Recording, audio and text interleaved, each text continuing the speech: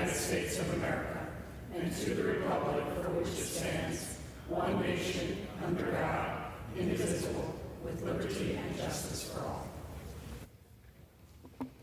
The chair will entertain up to 15 requests for 1-minute speeches on each side of the aisle.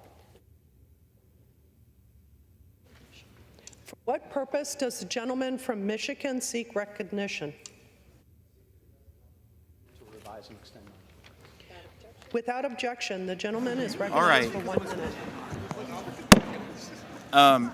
Thank you, Madam Speaker. I rise today the committee will come to order. I'm glad we did the to better support pledge. military So families and their children. we're going to maybe have to do that every time. One of the unique challenges military during weekend drill. The 110th Wing's efforts to support families led to the establishment of the 2nd Air National Guard Child Care Facility Program. Partnering with the Augusta Child Development Center, the program provides child care for over 20 children of military members during regular and rescheduled drills.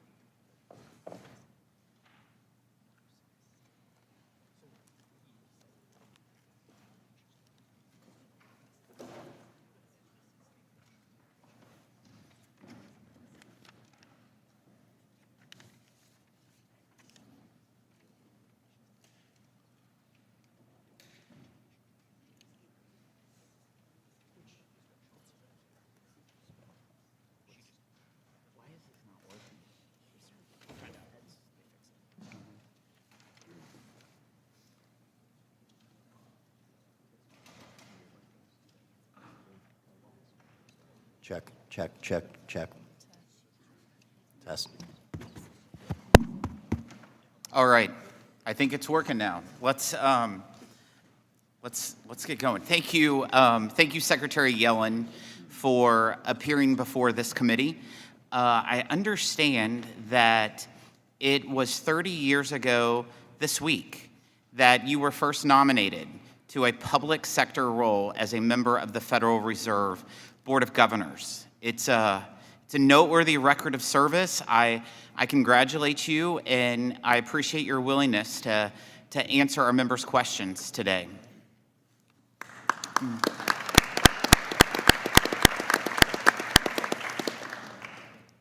You've joined the recent chorus of economists who acknowledge that it was a mistake to call inflation, quote, transitory. But it's worth noting the fundamental mistake: President Biden's reckless tax and spend policies that have sent the cost of living skyrocketing almost 20% since he took office. Families pay more today for pretty much everything than the day Joe Biden was sworn into office.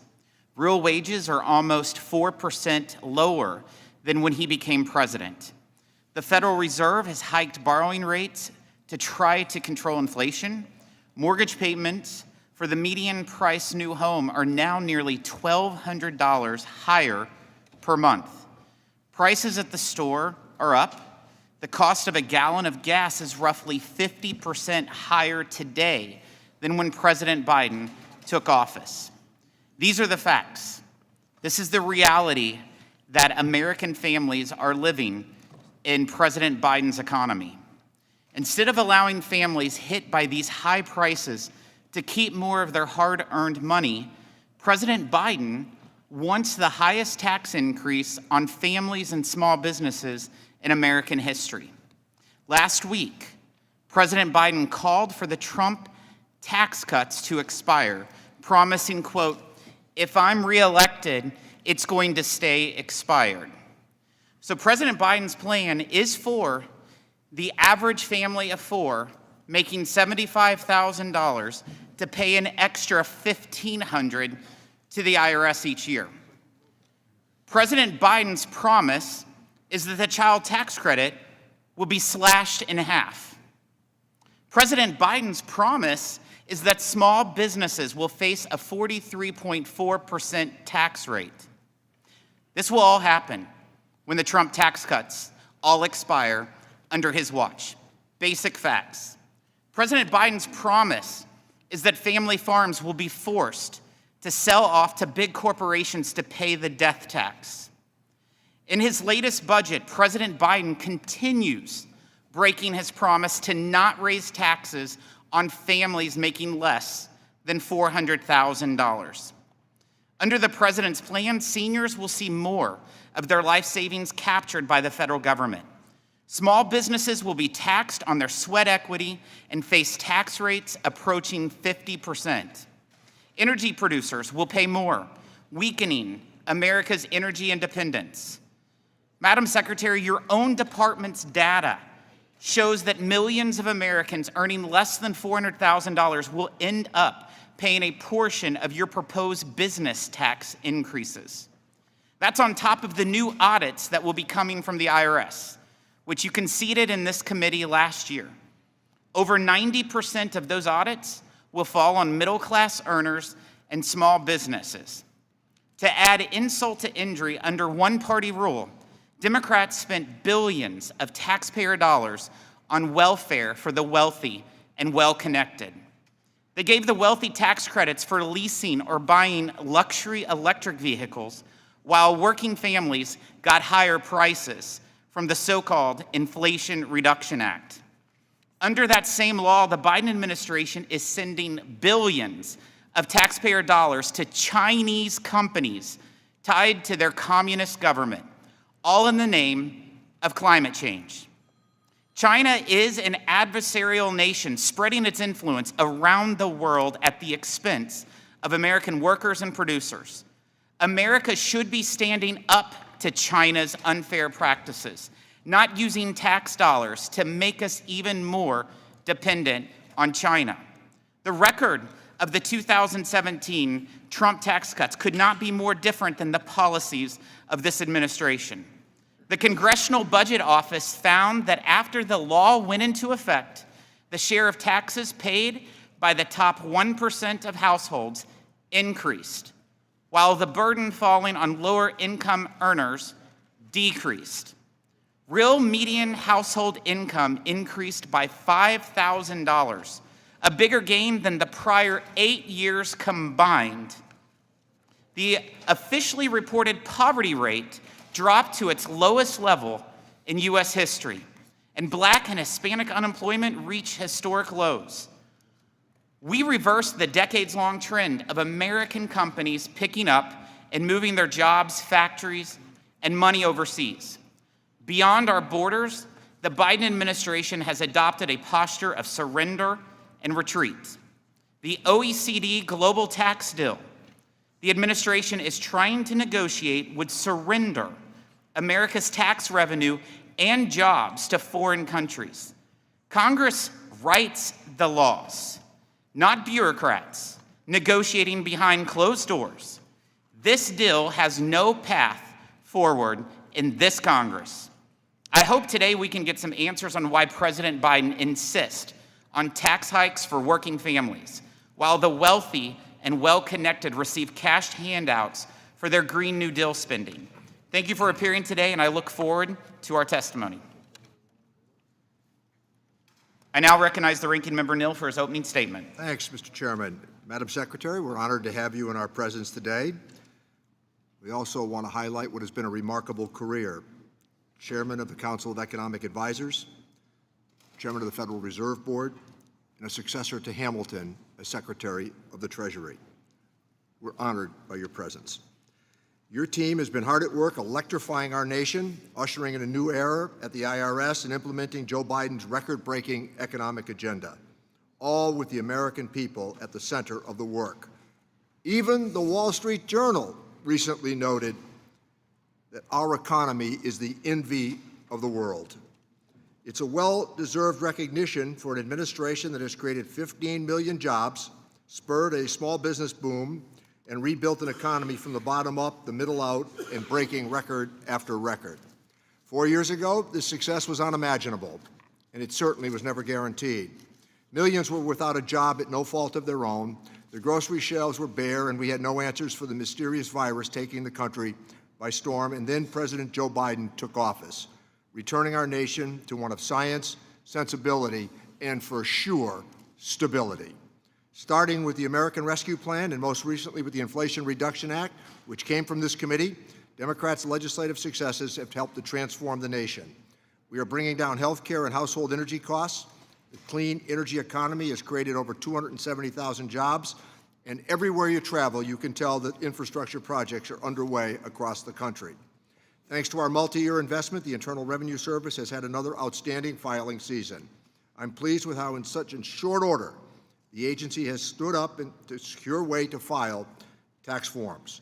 I know many folks in the Commonwealth were able to use this program to ease their filing experience this year, including a state senator who mentioned it to me yesterday.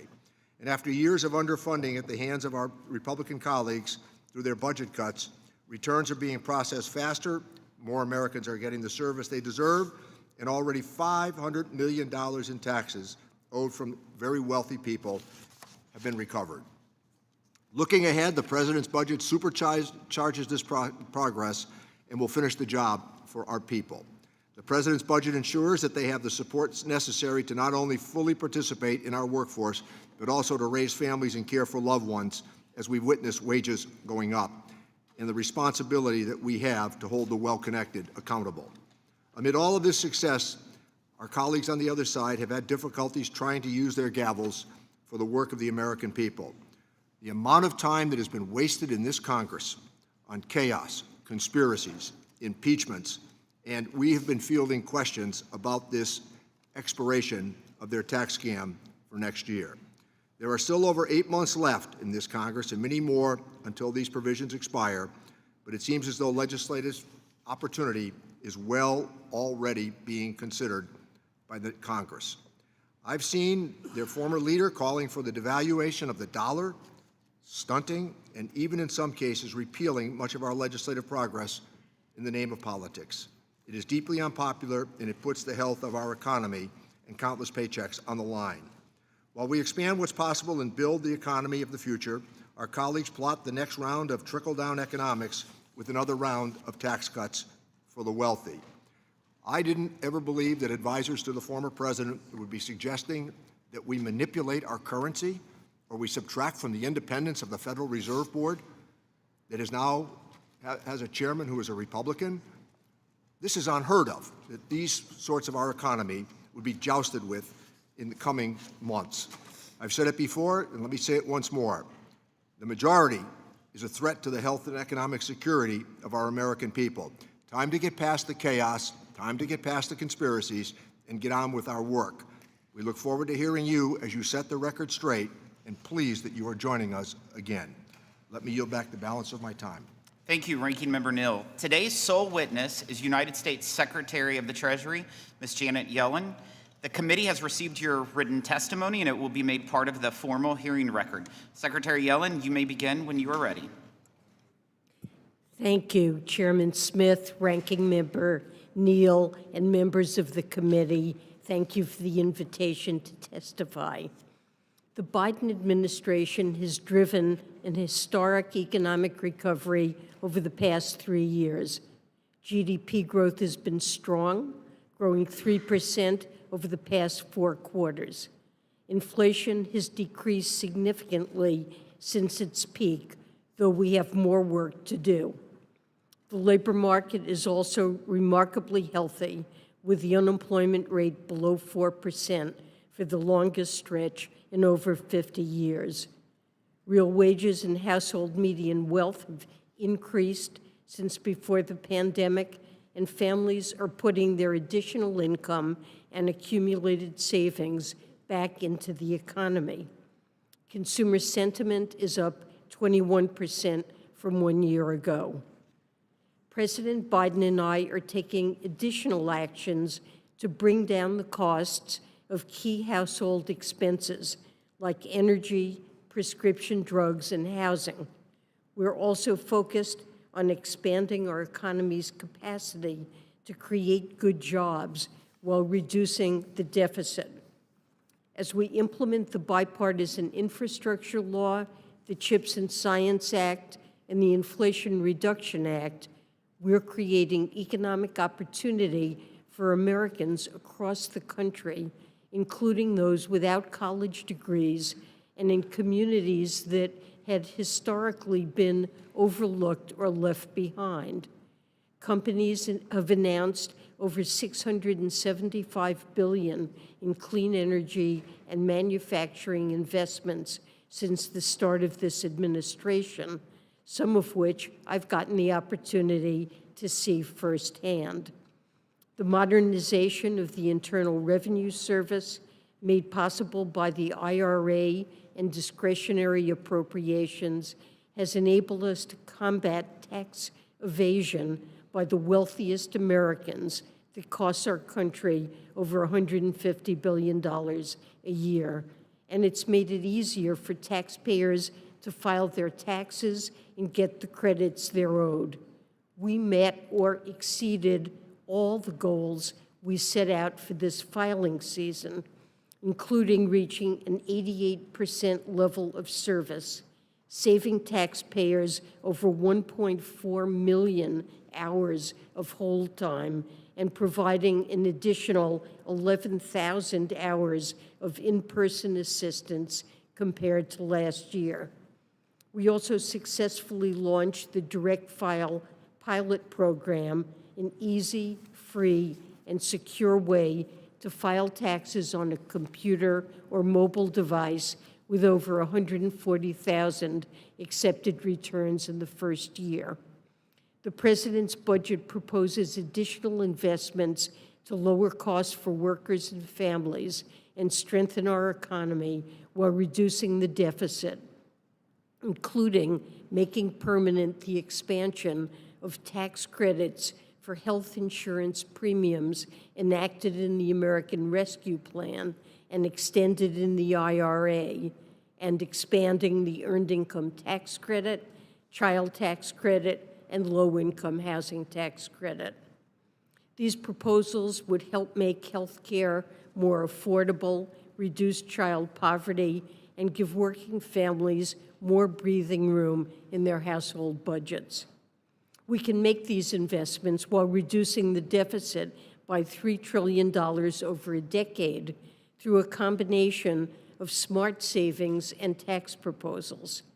President Biden and I have proposed implementing a billionaire minimum tax so that the top 0.01% pay their fair share, raising the tax on corporate stock buybacks to encourage businesses to reinvest profits in their workers and grow their companies, and closing estate and gift tax loopholes that allow wealthy Americans to pay less than they would otherwise owe. As a whole, the President's budget will enable us to address costs that families face right now and to bolster our country's economic strength for the years ahead. I'll now be happy to take your questions. Thank you. We'll now proceed to the question and answer session. Madam Secretary, in all four of President Biden's budgets, he plans to hit middle-class families with a multi-trillion-dollar tax increase starting in 2026. He has promised to let the Trump tax cuts expire. Isn't it true that President Biden is promising a $1,500 tax hike on a family of four earning less than $75,000 by that action? The President has been very clear that no family earning less than $400,000 will face a tax hike. He's not proposed such a thing since he took office, and he's not proposing to allow that to happen when parts of TCJA expire. So when you testified at the Finance Committee last month, you said, quote, "The president does not have a plan to address the coming tax hikes." That was at the Senate Finance Committee last month. Isn't it true that without a plan, the president would slash the child tax credit in half, which means parents lose $1,000 from their pocketbooks for each child each year? The president has principles that will guide his negotiations with Congress over how to handle this. And his principles, has made clear that he opposes increasing taxes on people earning less than $400,000. He supports cutting taxes for working people and families with children to give them more breathing room. Madam Secretary, does that mean that he will support the child tax credit to be made permanent at $2,000 that was put in the Trump tax cuts? Would the president support that? Because that affects working families. The president has proposed in his most recent budget expanding the child tax credit and has supported the Wyden-Smith legislation that would increase the child tax credit now as well. Would you say that that it would be true that leaving the Trump tax cuts expired means President Biden would roll back Republicans' guaranteed deduction, resulting in a tax increase of $3,373 for a family earning less than $75,000? What I said, what the president has clearly articulated, is that no family earning under $400,000 will see their taxes go up in any set of proposals that the president is willing to So I appreciate to. that. We have looked at every budget that has been presented, and you have called for the expiration of the 2017 tax cuts. But there is no plan, as you testified before the Senate Finance Committee, saying that the president has no plan in regards to how to make sure there's no tax increases less than $400,000. I would love and welcome, and I think the American people would welcome, a plan from the president. In fact, he loves to interject in all kinds of policies. I would think he would want to there. In testimony before the committee, former Senator Phil Gramm called the Biden administration's decision to cut out Congress and unilaterally negotiate a tax deal with bureaucrats in Europe, quote, the greatest abuse of the Constitution of the United States, close quote, was Senator Phil Gramm's comment when he testified here. Each of the Biden administration's failures at the OECD can be traced to its decision to act unilaterally and without Congress. Will you commit to reject any OECD profit reallocation plan that disproportionately impacts American companies or allow U.S. tax revenues to be stolen away by foreign governments? Well, let me say that the administration, the Biden administration, has worked very closely with Congress to inform and get input on Congress's priorities to guide these negotiations over the last 3.5 years, and will continue to do that. And I strongly believe that the Pillar 2 agreement that's been reached is very much in support of goals that are good for this country. The United States has been the only country until this agreement was signed to impose a tax on the overseas profits of its multinationals. And what this agreement secured is that all countries now will tax the profits of their multinational companies, which creates a level playing field for American companies and will stop the race to the bottom. And the United States will benefit by adopting the minimum tax that's consistent with So, the Secretary Pillar 2 Yellen, agreement. the communication from the very first time we ever had a conversation, I raised the issue, for example, of the research and development tax credit not being accounted for during OECD, but direct government subsidies of the Chinese Communist Party gets much more credit than our research and development tax credit. You said that you've worked with Congress. We've been raising that from day one. We've been providing how detrimental that would be to U.S. companies by empowering the Chinese, which you have visited that country several times in your tenure, which has empowered them, but you've done nothing in regards to that. I'm sorry, but we have. What have you done?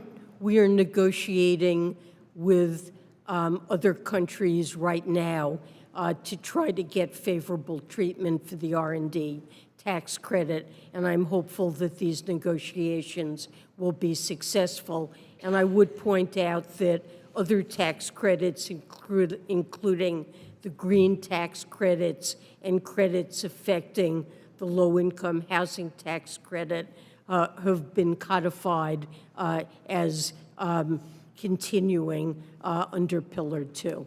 So I'll just reiterate again our concern with almost $200 billion leaving American companies and going to foreign nations under the plan that this administration negotiated with Europeans, that we are adamantly opposed to that. The Democrats' so-called Inflation Reduction Act that was supposed to prevent electric vehicle tax credits from going to foreign entities of concern in China and adversarial nations, but Treasury has created multiple loopholes that will send American taxpayer dollars to Chinese billionaires and Chinese manufacturers.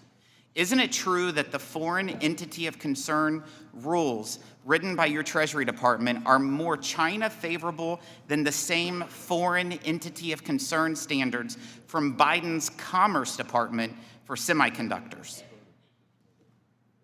I believe that they're similar.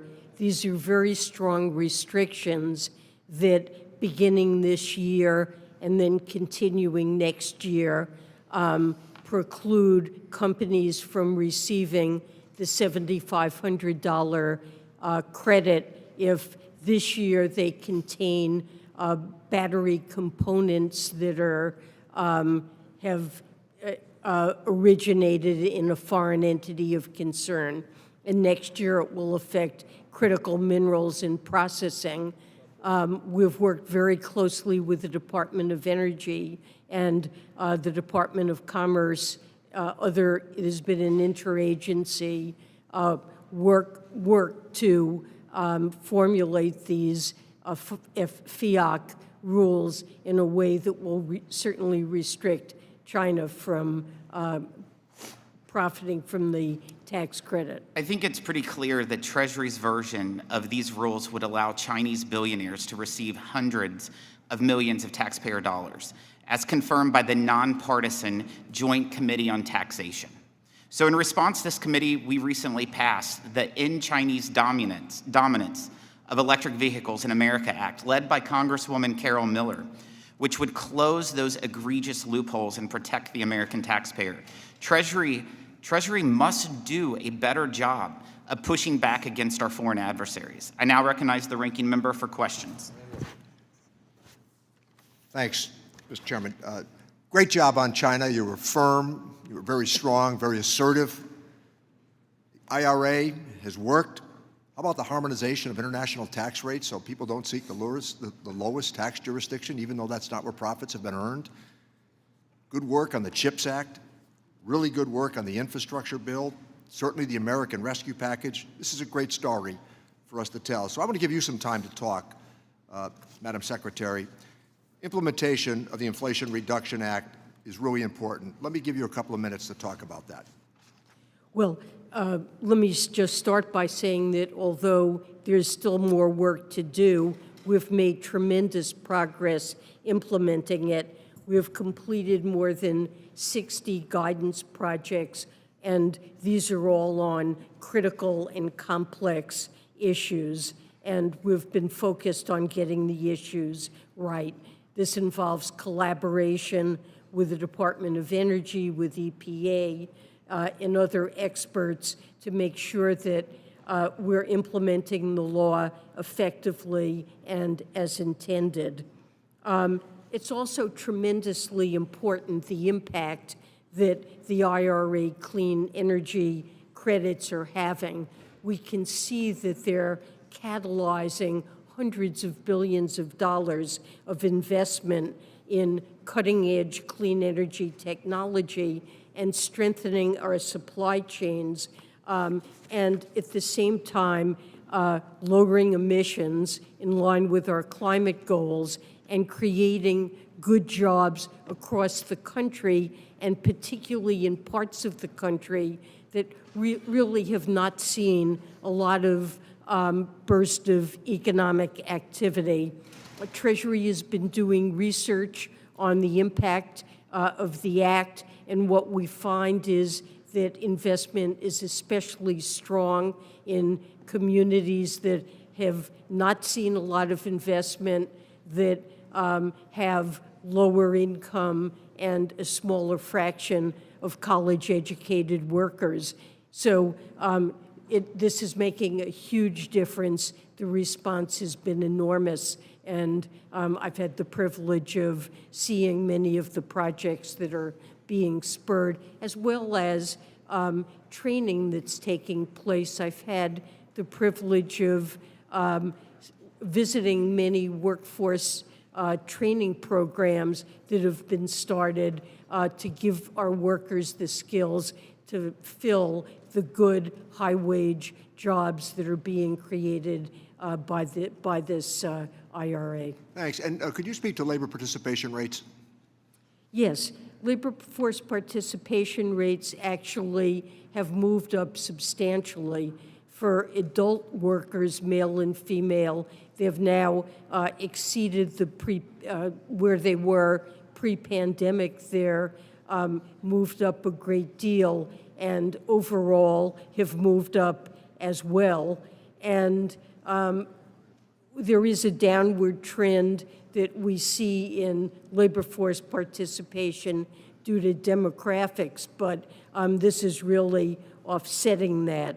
And this means not only more people working, and also in response to higher real or inflation-adjusted wages, it also alleviates supply constraints, and it's one of the factors that's enabled our economy to grow last year, for example, at 3%, and to create more than 200,000 jobs a month on a consistent basis. 9 million jobs every day in America go unanswered, as we know, and that's part of the skills alignment that you've just spoken to. Better job for all of us is required, perhaps through community colleges. But just as I close out, and I thank you for your testimony, I also want to point out something else.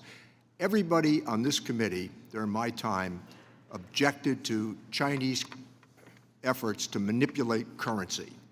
So hearing now that the former administration is talking about the idea that they might manipulate currency, they might threaten the independence of the Federal Reserve Board. I never thought the day would come when it would be Democrats standing up for the independence of the Federal Reserve Board before our Republican colleagues, and consistently, both parties stood up against Chinese currency manipulation, and you were a very remarkable part of that. So we thank you for your testimony. Delighted you're here. Thank you so much. Thank you. I now recognize the Vice Chairman of the committee, Mr. Buchanan. Thank you, Mr. Chairman, and thank you, Madam Secretary, for being here. We appreciate your service. A lot of us have had an opportunity to work with you over the years. I want to touch on two things and have a little bit of a conversation. IMF came out a couple of days ago with a report. They're very concerned about where we're at financially. My background before I got here, 30 years in business, a lot of entities, basically hundreds and hundreds of balance sheets and income statements. I'm very concerned as well, because at some point, 49 out of 50 governors have to balance the budget. You can't continue down this road. Now, they're concerned because our deficit this year went from 1.4 trillion last year to 1.7. Interest on the debt, as you know, is close to $1 trillion. I've been here long enough, not quite 20 years, but been here long enough to clearly know that in the last 20 years, it's over $20 trillion in debt.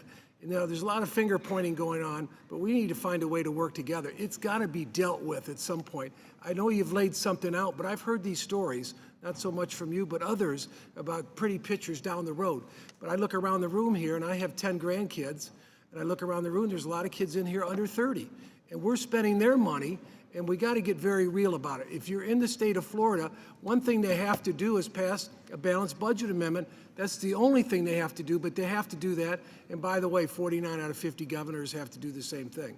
So I guess I ask you, what's your feeling about the IMF and their report a couple of days ago where they're very concerned about where we're at financially and where we're going? Well, I would say I'm not terribly concerned about where we are, but I do have concern about where we're going unless we undertake some significant steps to reduce the budget deficit. And if you look at the president's 2025 budget, you'll see that he's proposed $3 trillion in measures to reduce the deficit over the next decade. I think that's important. Let me ask you, and Madam what it Secretary. does is it keeps a key metric of the burden of the debt, which is real net interest that we have to pay on the I'm debt. limited on my time. I want to get to this other question. You've talked about nobody paying any taxes above 400. I was chairman of the Florida Chamber, 130,000 businesses in the chamber, and I'd say 95% were pass-through entities. You're talking about letting that sunset. So what that means, so you understand, if someone's got 200-300 employees or 50 employees, you could very well be at 53%, 54% taxes all in, because the pass-through rate would go back to 39.6. There's a 3.2, and then if you look at states, I hate to say it, California and New York and some of the other states, are great states, but they have another 10, 15% tax on top of it. So pass-through entities could very well, and then you're looking to get rid of 199A, could very well be north of 50%. And what's your thoughts on that? Well, the president is committed to ensuring that no family, including those with pass-through businesses making under $400,000, would see their tax increase. But he does believe, for the sake of tax fairness, that it is appropriate for wealthy individuals and corporations to pay more. I've been in the real world in terms of building businesses and everything else. You might have 60, 80, 90 employees, you make 600, but then you got to give up half of it or a good portion of it. Just 400 is nothing if you're trying to build a business, small and large. I'm not talking about large corporations, I'm talking about small business. And it'll be a huge burden on these entities, you know, from that standpoint. So I'm just telling you, if I look across Florida, a lot of these small, medium-sized businesses, yeah, they do make 600, but they don't take home 600. They take home 100, 150, 200. They leave the capital in there to grow and build their business. That's the reality about where that's at. What's your thoughts? Well, as I said, I think the president feels it is important to tax those who are earning very high incomes at higher rates. One big thing is 199A. Where are you at on that in terms of whether you're going to let that sunset? 199A is at 20% for a pass-through entity. I'm not sure. I need to get back to you on that. Yeah, well, let me know, because that's very critically important. We went for corporate rates 35 to 21, but you can't have pass-through rates at 40%. It makes no sense because everybody's going to move to a C Corp. With that, I yield back. Mr. Doggett is recognized. Thank you so much for your testimony today about a budget that demonstrates we can put our country on sound financial footing, reduce our deficit, and make some new investments, so long as we demand that the well-connected and large corporations pay their fair share, and that we begin to close some of the loopholes in a tax code that's so full of holes it looks like Swiss cheese. In contrast, what the chairman has been urging the Biden administration to do is to embrace an extension of all of the very inequitable Trump tax breaks that I've seen estimates would cost $3.5 trillion in additional debt. At the same time that they express all this concern about the debt, they seem to be about building more of that debt. I appreciate the fact that the president and you certainly understand the ramifications of that. They also spend a lot of time defending corporations that like to hide their profits on American sales in foreign tax havens. And I appreciate the leadership that you have shown the world at OECD and elsewhere to stop this race to the bottom. Why is it important that the United States implement fully the agreement that the European countries are already implementing to stop this global race to the bottom in corporate taxation? Well, thank you. I believe that this race to the bottom in corporate tax rates took place over decades around the world, one jurisdiction competing with others to attract investment, and the only beneficiaries from that were really the companies themselves. Workers in all the countries where this was taking place ended up bearing more of the tax burden, and countries found it increasingly difficult to tax corporations to raise the funding that we need to support middle-class families and to invest in our country. And so stopping the race to the bottom means multinationals based in every country around the world will all face the same minimum tax. Some countries will charge more than the minimum tax we've proposed. I believe that the United States can, given the environment for business in our country, we can afford to do that, and we've proposed a minimum rate of 21%. Also, that would be in line with our proposal for the corporate alternative minimum tax. As you know, some of the Republicans that really don't believe in taxing corporations at all have said, well, if you go above 15%, which they don't support either, and you go to a higher level, that this will reduce American competitiveness. How is it that our corporations, our multinationals, would remain competitive if they pay a rate that on their foreign profits that's higher than 15%? Well, competitiveness really has to do with differentials in incentives across countries. And prior to Pillar 2, the United States was the only country that taxed the overseas earnings of its multinationals. We have the GILTI tax. It's a lower tax rate, and it's not country by country. But our companies did just fine with that. The rest of the world had nothing. Now the rest of the world will go to a country-by-country 15% minimum, which would leave the United States with the lowest rate, and we can, even if we go up to 21%, the differential is substantially smaller than it was before. Thank you. I've also heard increasing concern that we place our cleaner domestic production on a more even playing field. The fact that we are importing steel and aluminum and some other products that are made in a very dirty environment abroad. What do you think should be done about trying to see that American companies are competitive or not being subject to anti-competitive practices with this dirty production? Well, President Biden proposed, I believe last week or the week before, to actually raise tariffs on Chinese steel. Our firms are cleaner, and China in steel suffers from tremendous overcapacity, which leads it to really sell at unfairly low prices globally, and I think it's appropriate to do that. Thank you for your leadership. Mr. Kelly is recognized. Thank you, Mr. Chairman. And Secretary, thank you for being here again and for spending so much of your life in working in this body to try and make policy that actually makes sense. That's where I still keep trying to figure out Pillar 1 and Pillar 2. The possible loss for us of almost $200 billion.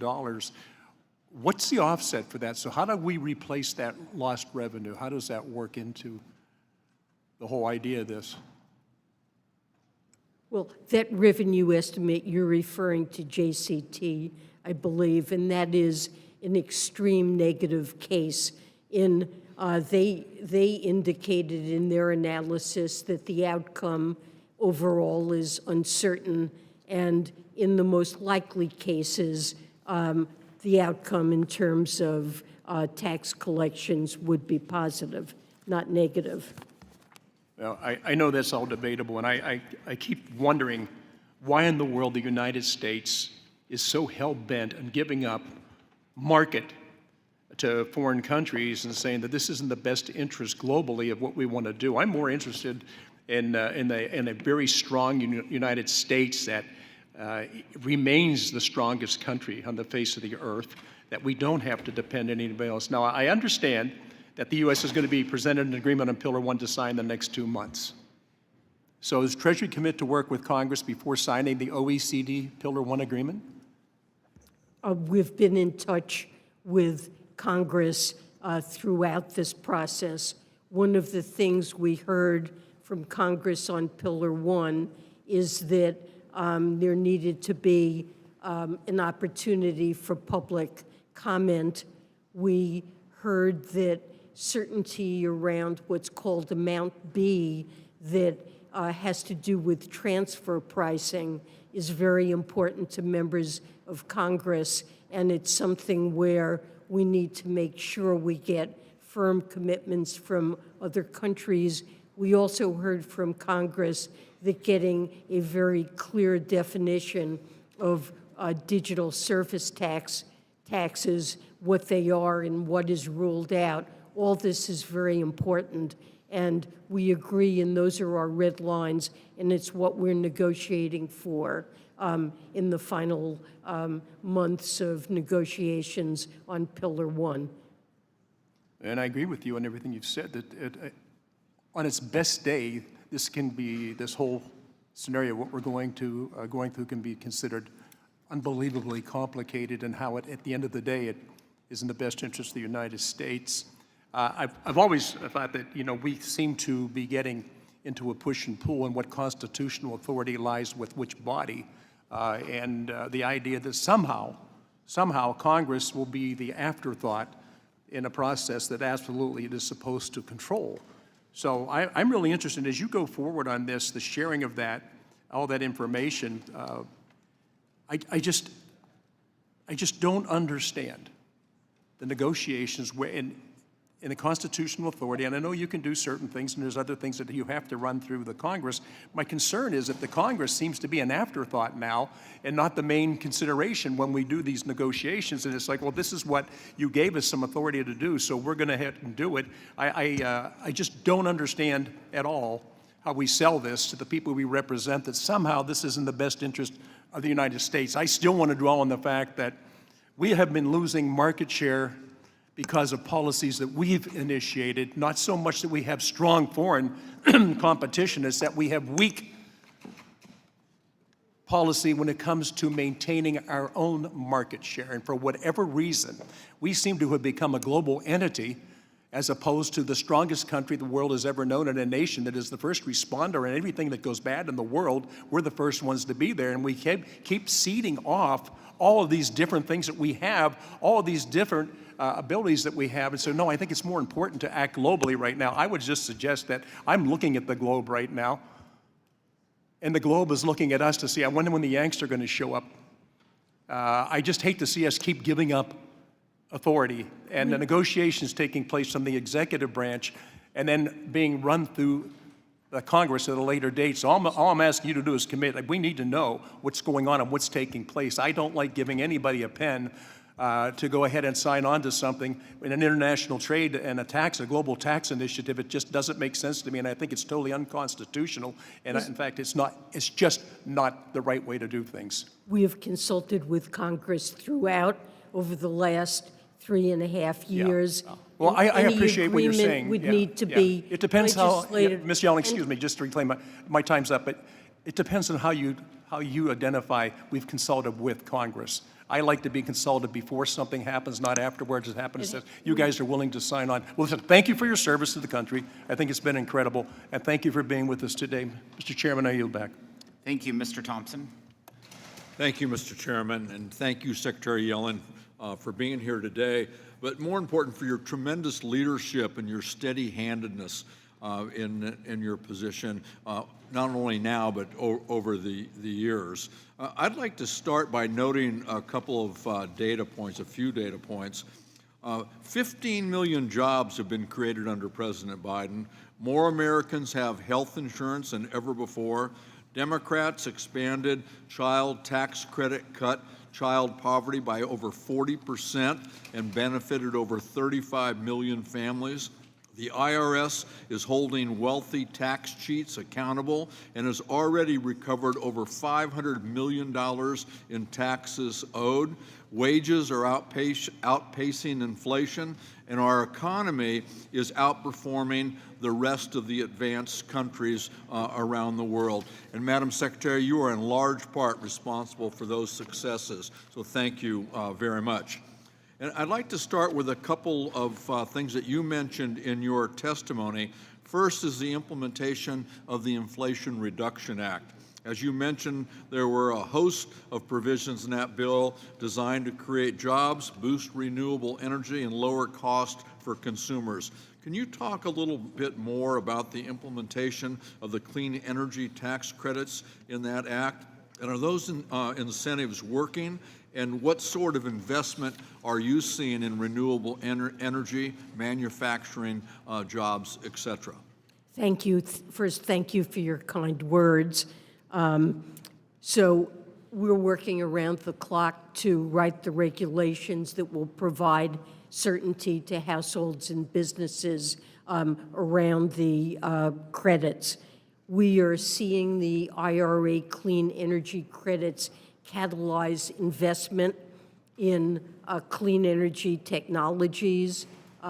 We're concerned about our supply chains, particularly being over-reliant on China for many aspects of our clean energy, whether it's solar panels or batteries. We want to make sure that we're strengthening our supply chain. At the same time, we're creating good jobs and lowering emissions. And we're seeing many good jobs, and the wage and apprentice requirements to receive that large bonus really ensure that the jobs that are being created are good jobs. We're seeing investments in many parts of the country, especially places that are in need, whether they're areas of the country that were dependent on fossil fuels and have seen coal mines or plants close, areas that just haven't benefited from very much investment. We're especially seeing good results there.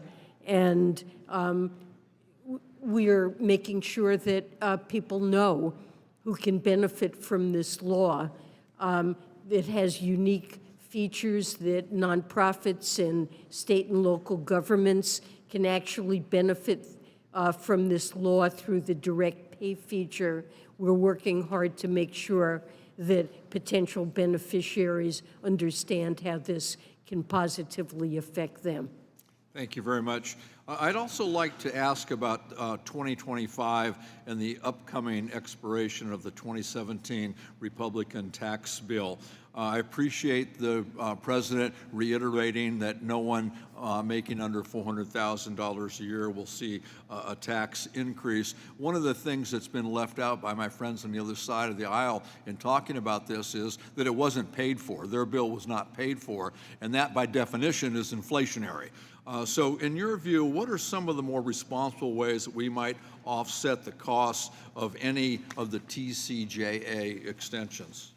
Well, the President has proposed a very large number of raisers in his budget, and all of them could be used for this purpose. He's proposed raising the stock buyback tax, raising the corporate alternative minimum tax, enacting Pillar 2, which would bring in substantial revenues, raising, we would propose to raise the corporate income tax to 28%, still a cut relative to pre-TCJA. but substantial revenues, a billionaire's tax that would ask those extremely high-income individuals, wealthy individuals, to pay something more in line with what nurses and firefighters pay in their taxes. And there are a wealth of ideas there on how we can finance Thank you, Madam this. Secretary. I yield back. Mr. Schweikert. Thank you, Mr. Chairman. Madam Secretary, first in this discussion conversation, my basic principle is at the scale we must borrow at, we want stability. We want liquidity. You know, we don't need any hiccups out there. And if some of this is a little off, you can pass me off to staff. But first I want to touch on cash balances.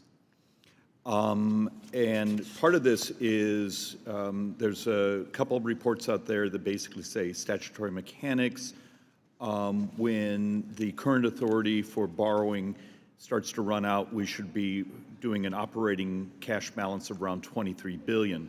That seems dramatically too low. In previous years, you would run, the Treasury would, like in 2023, $600 billion cash balance. That's right. Today, you're running over $900 billion. This is actually more of a mechanical, technical question. Do you need us, as the Ways and Means Committee, to update any statutory authorities or mechanics of what type of operating balance do you need to maximize stability? You saw the blip we had yesterday when you did your refunding announcements, and that was only what, a $41 billion tick up for that quarter. What do we do to maximize interest rate efficiency? Do you need any additional authorities? I don't think we need legislation. We have standing policy on operating cash balances, and I believe around $500 billion would be a normal level given the volume. But you've been running of our dramatically payments. higher than that traditional $500-600 billion. Well, I think in the previous quarter you were running in the mid 800s. Now you're running over 900. I think it depends on what our flow of expenses are, can vary over time. And of course, it has ups and downs as we, tax collections are bunched around April 15th. But what caused our cash balances to run to exceptionally low levels in the past was the failure of Congress to raise the debt limit. Well, but where I was going with that is there's an analysis that the statutory authority actually requires you to go down to $23 billion. And that may be one of your legal team saying, okay, you have the authority to ignore that interpretation of the statute. So look, this is not a gotcha question. This is, I want to know what we can do to help maximize stability.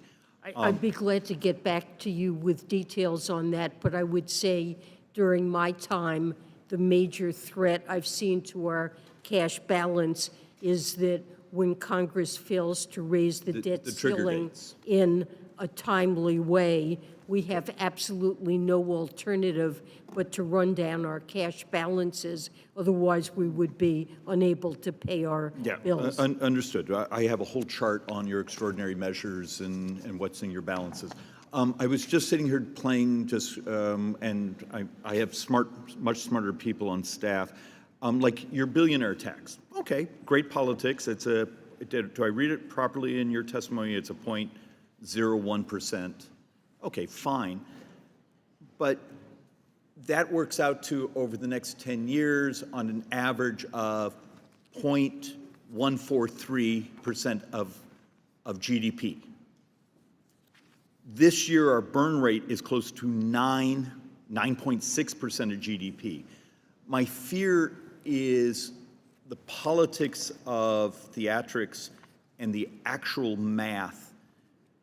We do a crappy job telling each other the truth and telling the public the truth of the fiscal because you gave some brilliant speeches when you were Federal Reserve Chairwoman on this type of debt future, and we're hitting numbers that we weren't supposed to hit for 10 years. When we did a quick analysis of some of the president's tax proposals, we were coming up, when we did the economic effects, of about 0.5, 0.6% of GDP. Okay, but if we're burning over 9% of GDP in borrowing, and this is in a time this year where tax receipts are up, what, 7%? I'm not sure just how much they're up.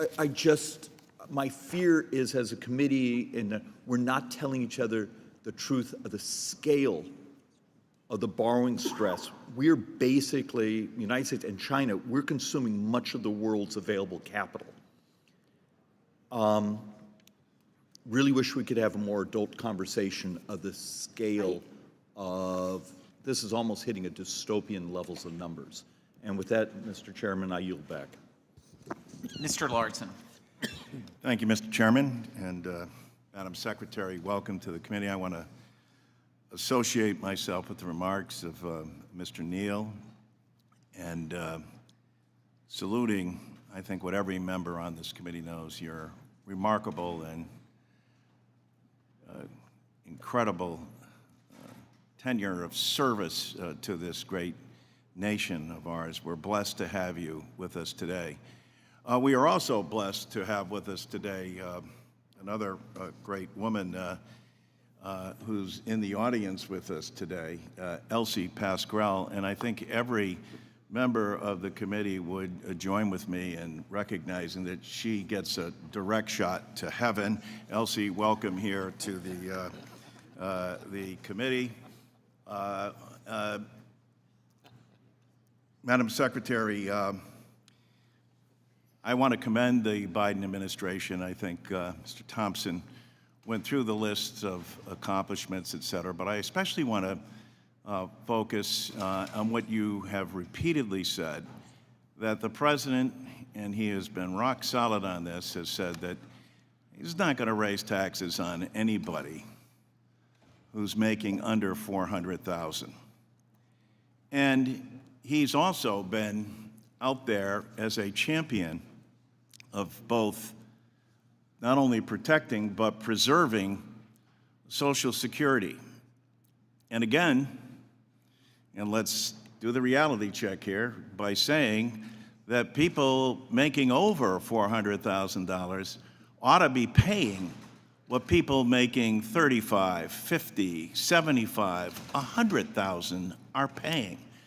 And currently, because I think this comes as a surprise to most Americans, most earning above that level pay little or nothing.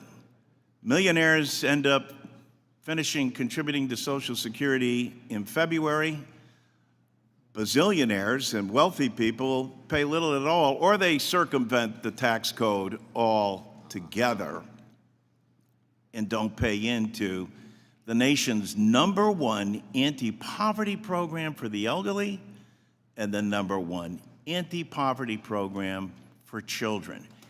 I commend President Biden for not only saying that we want to protect Social Security, but we want to expand its benefits, and we can do so by having all Americans pay their fair share. He couldn't have been clearer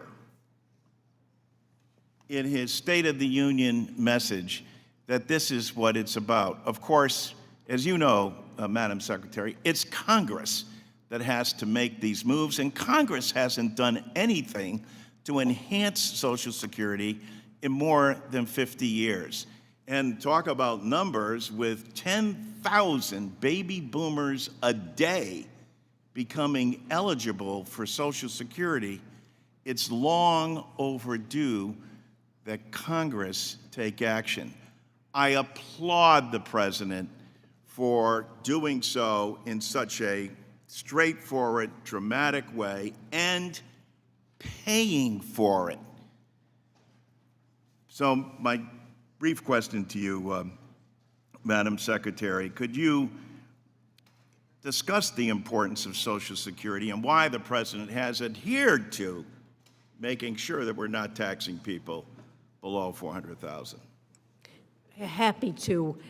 Every year, Social Security lifts tens of millions of seniors out of poverty.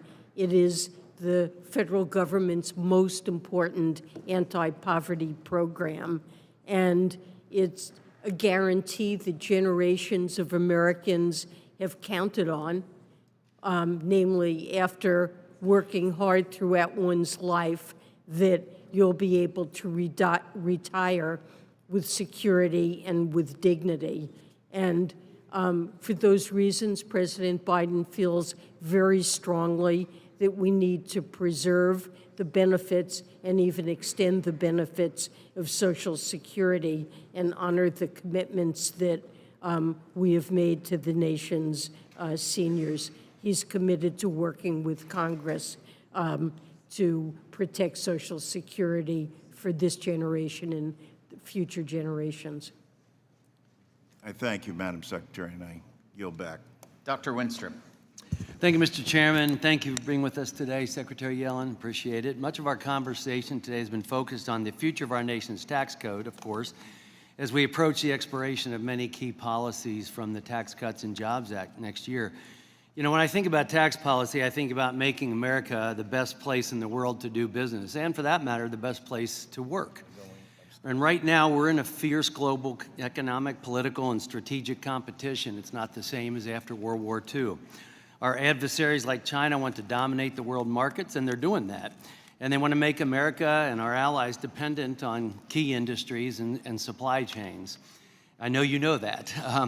Keeping our tax code globally competitive is a crucial part of strengthening our domestic manufacturing base and reducing our dependence on unreliable supply chains, or those that can be used as weapons, if so desired, by our adversaries. Secretary, I know you've spoken at length about the need for de-risking. I agree with you on that when it comes to our economic relationship with China and your desire to see more friendshoring of our critical supply chains. I also know you recently visited China, thank you for doing that, to discuss economic issues, including the massive subsidy-driven industrial overcapacity that China has built, which is distorting global markets. I'm not sure that we can always change what they do and their practices, but we can and should see what we can do to counter that. And I'm glad you focused on the risks of China than what they pose to our security. But I'm concerned that the administration's tax policy proposals would take us in exactly the wrong direction when it comes to our economic security and our national security, for that matter. The Tax Cuts and Jobs Act was a huge step towards making our tax code globally competitive, bringing more business investment back to the United States. Since it passed, we've seen zero corporate inversions, and instead we've seen American businesses bringing back their overseas earnings to fuel investment and wage growth here in the States. So now more than ever, we need to be working together to build on that type of progress, not reverse it by imposing crippling tax hikes on American families and businesses. I believe that's exactly what will happen if we do not act to renew key provisions of the 2017 tax reform law when they expire next year. Meanwhile, the negotiators from your department representing us at the OECD are preparing to give away the U.S. tax base and allow foreign countries to impose discriminatory taxes on U.S. companies. This does not help us. Anyone who runs a business would understand that. I believe that tax increases proposed by the President's budget and the failed global tax negotiations being supported by this administration would severely harm our efforts to rebuild our domestic manufacturing and bring home critical supply chains. Secretary, the President's budget proposes increasing the corporate tax rate, so one of the highest in the world, even higher than communist China, which will make it much harder to bring manufacturing home from China, and to meet your desire to de-risk from the PRC. One example, the Chinese have a monopoly on generic medications, all the way down to the active pharmaceutical ingredients. How do we break that monopoly and reduce our health risk, our national security risk, by increasing corporate tax rates, making us unable to compete. I mean, are you against or are you for domestic supply chain production to enhance our national security and our national health security for our critical needs? Because I just don't see how increasing corporate tax rate, making us less competitive in the world, is going to bring business back to the United States where we need it most. I certainly agree with the goal of having resilient supply chains. The idea of friendshoring means we'll work with trusted allies, and in addition to sourcing domestically. In the case of critical drugs, certainly I think that's an area where it's important that we have domestic capacity and are not totally reliant on China and other countries that may not prove dependable in the future. And there are a variety of ways to promote this. Excuse me, though. Who are we going to depend on then? If we're increasing our corporate tax rate, that doesn't make us more competitive. And are we going to rely on our allies to reduce theirs? Is that the idea? I mean, this just makes no sense. Well, We've had no one leave. I would point out that the Pillar 2 agreement does impose taxes on China that regardless of what their subsidies are or how they choose to tax, the United States and other countries that adopt Pillar 2 will have the ability to place taxes up to this minimum tax on China to try to level the playing field. So China will not gain any advantage if it chooses. It has said it will implement the deal. But if it doesn't do so, we will implement the deal on Chinese multinationals that compete with ours through a provision called the undertax payment rule. Well, you had conversations with them. I would doubt that they said that they would cut their subsidies. I yield back. Mr. Pascrell. Thank you, Mr. Chairman. Welcome, Madam Secretary. So, unemployment is at an historic low. Interrupt me when I say something that's not correct or can't be proven by data. Wages are rising. I want to come back to that in a minute. Inflation has plummeted. We got work to do. Factories are booming. America's economy is the envy of the entire world. There's no two ways about it. So I'm proud of our efforts to make big business and rich tax cheats finally pay their fair share. What the heck is wrong in that? And we've made progress. We have not made progress in the area of the income gap that still exists, even when wages increase 4 to 5%. We've got to do something about the code, the tax code, the very tax code. You can draw a straight line from these wins to the policies enacted by President Biden. And yes, Democrats. Secretary Yellen, I'm glad the budget includes, finally, closing the carried interest loophole, maybe the worst loophole in the entire tax code. My Ending Wall Street Tax Giveaway Act mirrors your proposal to ensure Wall Street executives and private equity tycoons pay their fair share. We came very close to closing that loophole, if you remember, in the Inflation Reduction Act. And I'm not giving up. Because if we don't do that, we continue to send the wrong message to taxpayers. You talk about competition, that's what we need. Madam Secretary, as the Congress continues to consider future tax legislation, can you commit to making carried interest fairness a top priority? Yes. Question 2. Earlier this year, the GAO released a report. I requested that report on ways to crack down on wealthy tax cheats. It found that good enforcement returns $12 for every dollar spent. Remember that report. But identifying high-dollar cheating is a big challenge. They got every trick and every lawyer in the trade. As rich tax cheats use sophisticated and brazen tactics to obscure their earnings. That's nothing new over the last 45 years. Madam Secretary, can you expand on plans to address gaps in the IRS hiring, training, and tech so that the agency has the tools to close the tax gap? The IRS is doing exactly that using the funding provided in the Inflation Reduction Act. Its budget was so limited after decades of cutting its budget as the economy grew that enforcement and the ability to hire competent tax lawyers, accountants, data scientists, and the like, that audit rates fell to exceptionally low levels on wealthy individuals, complex partnerships, and large corporations.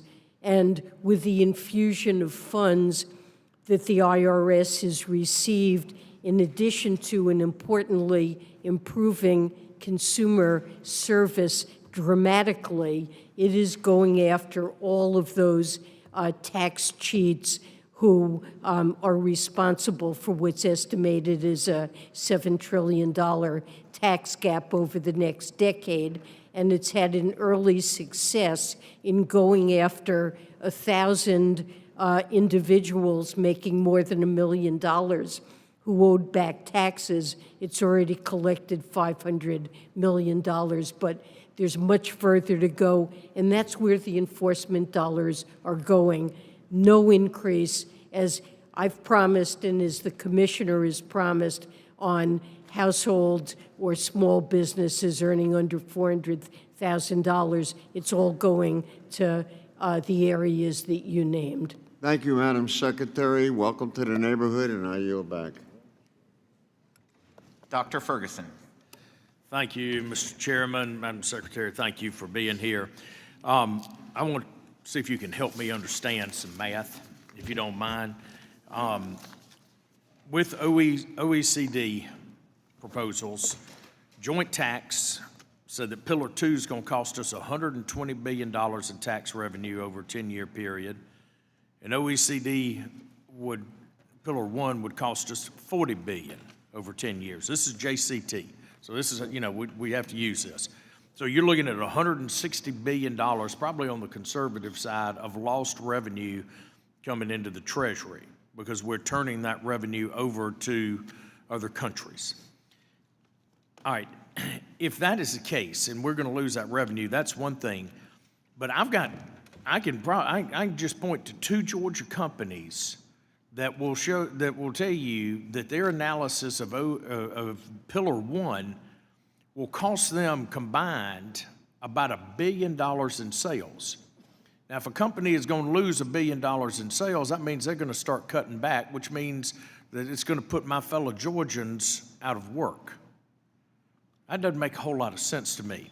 So again, according to JCT, between Pillars 1 and 2, about $160 billion in lost revenue. Now, just laying the groundwork there. You made mention that you were going to propose or work with the president and our colleagues on the other side of the aisle to raise the corporate minimum tax, AMT, the corporate tax to 28%, implement a new billionaire tax. You had a laundry list of items, correct, that you believe we should be raising taxes on? Okay. So let me ask you something. If a company owes the Treasury $200 million in taxes, and you would like to collect those taxes to help with deficit or spending, correct? but then they can turn around and write off all of that by buying green energy tax credits, how much of that money then of that $200 million is going to come into the Treasury? If I can wipe out my tax liability by buying green energy tax credits, what good does that do in coming into the Treasury? Well, if the firm is using the transferability feature to buy these tax credits, then another company that we want to benefit from those credits, the stimulus and incentive that they offer, but that lacks sufficient tax liability. This is a way in which we provide. But we're giving a pass to. Analysis has shown that about 90% of these tax credits are going to go to companies with over $1 billion in revenue. And again, if you're looking to bring revenue into the Treasury to pay for whatever. Look, it's really the same thing as essentially making the tax credits refundable, which would have been an alternative. Why would we do that? Why would we give companies like Amazon and Walmart, these major corporations, refundable credits to go spend money in the green energy sector? Because many of the companies that are responding to the IRA and building the clean energy economy we want to see are companies that lack sufficient tax liability to be able to benefit from these tax incentives. Wait a minute. Madam Secretary, reclaiming my time, if you're going to go down that road and you're going to say companies lack that tax liability, why are we doing it on green energy and not looking at pharmaceuticals, not looking at other technology? But bottom line, why wouldn't we just say to Amazon, okay, not to pick on them, but they are a highly profitable company. Why not just say, you've got to pay your taxes, and then you go buy a fleet of battery-powered vans if you want to. You are cutting revenues. You're giving a tax break to the very people that my colleagues on the other side of the aisle are saying have to go. They want them to pay their fair share, but they're not going to pay their fair share because they're going to go down this. They're going to go down this green energy deal that absolutely undermines our competitiveness. It doesn't make sense. The math doesn't add up. Mr. Chairman, I yield back. Thank you, Mr. Davis. Thank you, Mr. Chairman. Welcome back, Madam Secretary.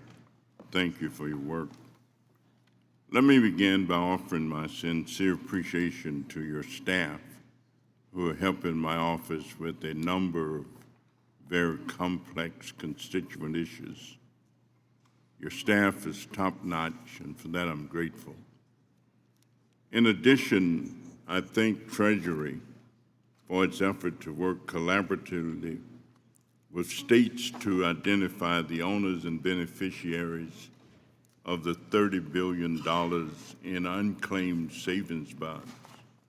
And I know that you cannot comment because the rule is not final, but I wanted to share concerns that Representative Estes and I and others on this committee have raised about the proposed rule.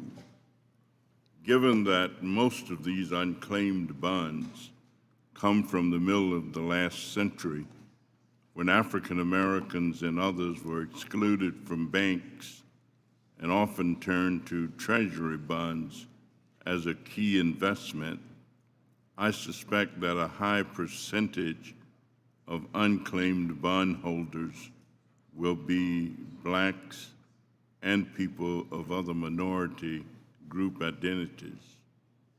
Given these concerns and given the success of state treasurers at helping people find unclaimed property, I worry that the proposed rules would greatly limit the ability of states to help Americans get back their missing savings bonds.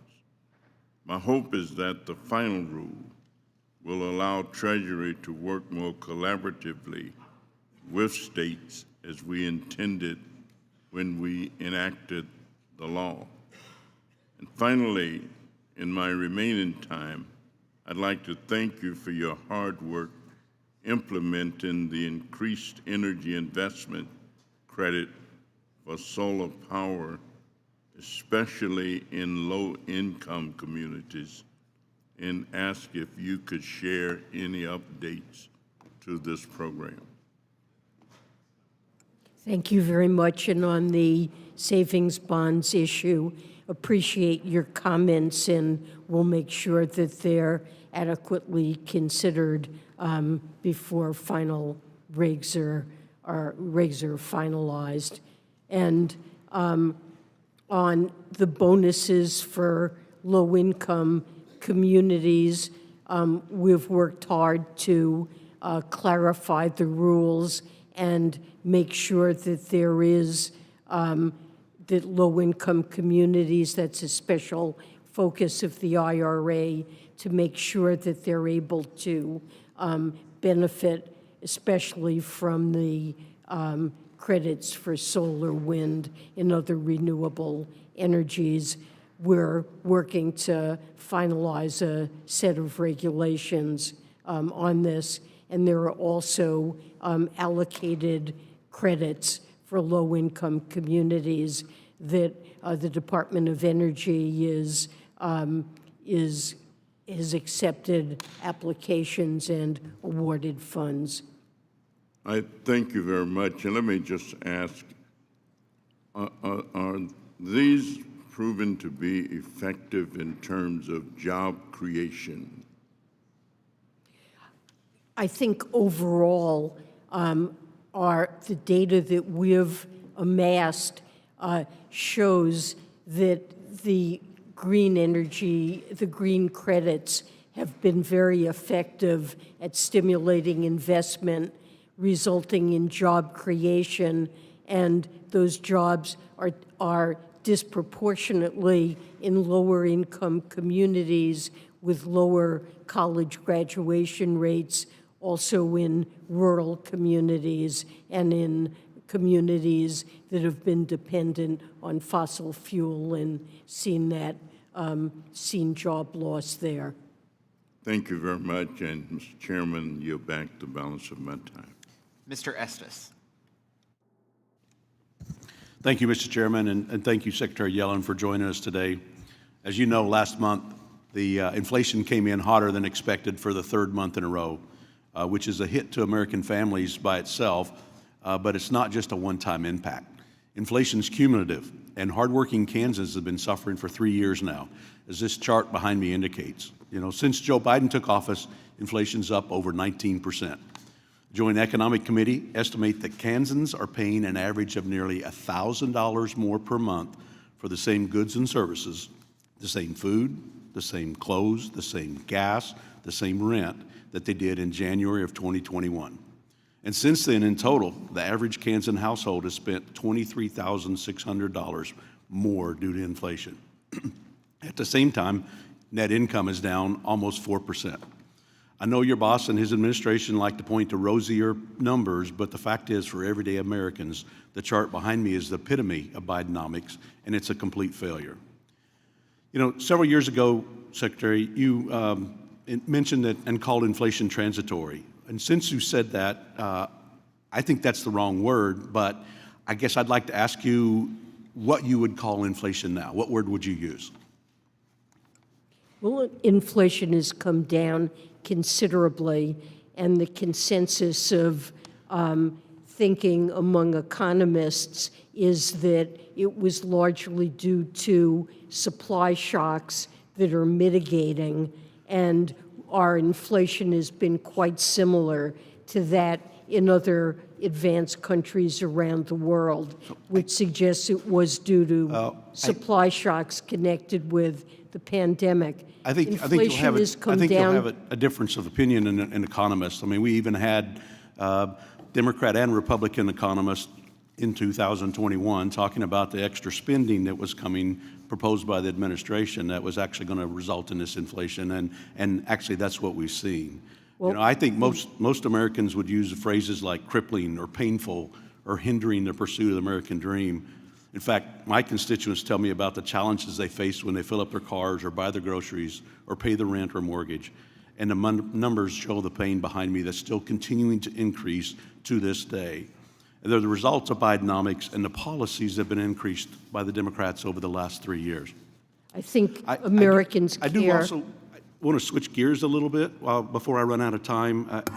You mentioned earlier that, in the discussion with Chairman Smith, that President Biden was not going to increase taxes on people making less than $400,000. In fact, I have a tweet here from Joe Biden dated 1 week ago today in talking about the Trump tax cuts. And he said, this tax cut is going to expire. If I'm reelected, it's going to stay expired.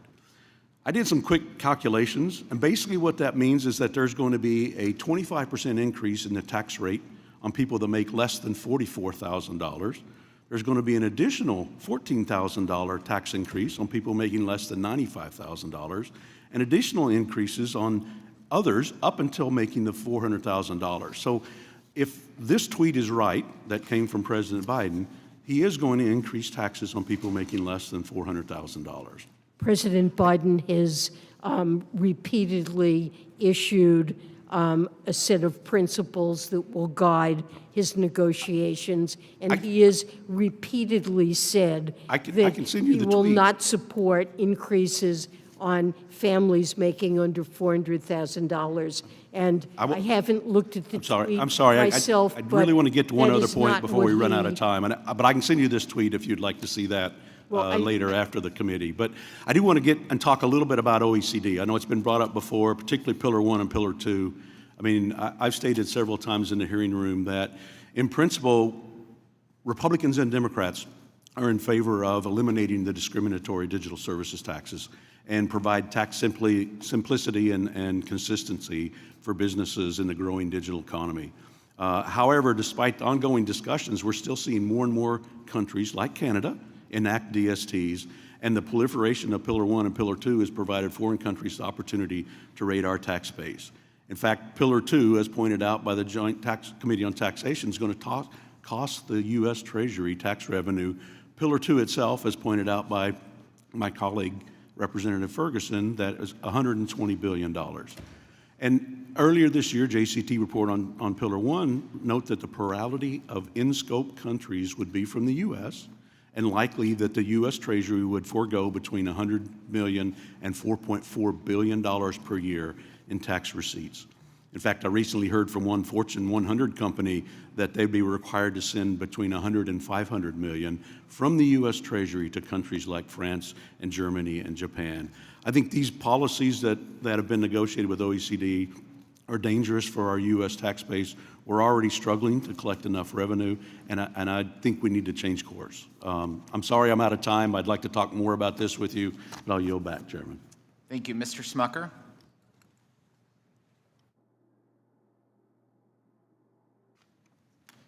Thank you, Mr. Chairman. Good afternoon, Secretary. I'm over on this side. There we go. Fooled me, too.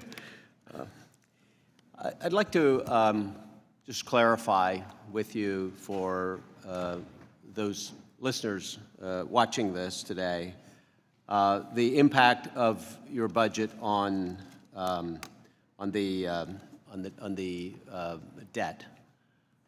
Can you tell me the current level of our debt? What's the current debt amount?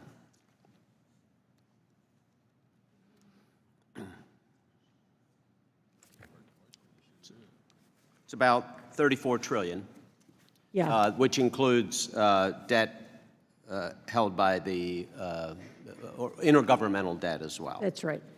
And can you also tell me what the projected debt will be at the end of this budget period, at the end of 10 years?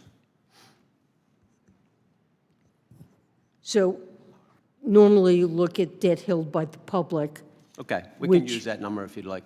Which is currently about $28 trillion. Right. And in 2034, under our budget, I believe it would be around $45 trillion. Yeah. But but GDP also grows, and the ratio to GDP would be a few percentage points more than it is now. It'd be at 128%, and now it's at 97. That's more than a few points.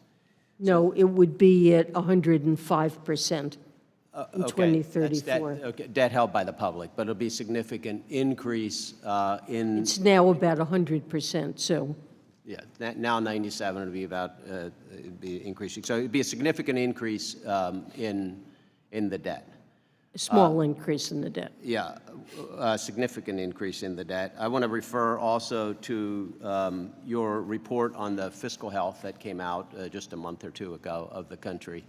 And you show that given current financial policies, including that in your budget, within 75 years, we'll just continue to see that increasing and would be at 513% or above 500% of GDP at the end of a 75-year period. You say in that report the current policy is not sustainable and the cost of delaying policy reform is significant, will make it much harder to implement changes that will affect that trajectory. Do you think that's a real threat to the country going forward? Are you referring to the Social Security report there? No, I'm referring to your report on the nation's fiscal health done by the U.S. Treasury, signed by you. Okay, so we need to enact policies to make sure that the debt stays sustainable and we're on a fiscally sustainable path. And the president has proposed over $3 trillion of deficit reduction. Let's talk about that. We've already established that the debt will increase significantly under this budget. So where do you get the $3 trillion in savings? Where does that come from? Well, because you're not decreasing spending.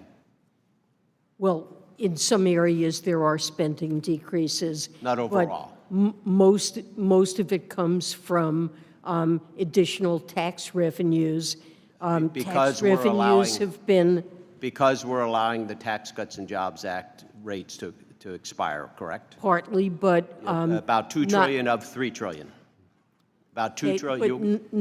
You're projecting an additional $2 trillion in revenue and counting that towards that. We're projecting, in addition to that, a higher corporate income tax, moving that up to 28%, putting in place Pillar 2. Mr. Chairman, I'd like to submit for the record an article from the Washington Post that shows the $2 trillion and talks about that being included in the budget, and then shows a significant portion of that will be taken by families who are earning less than $400,000.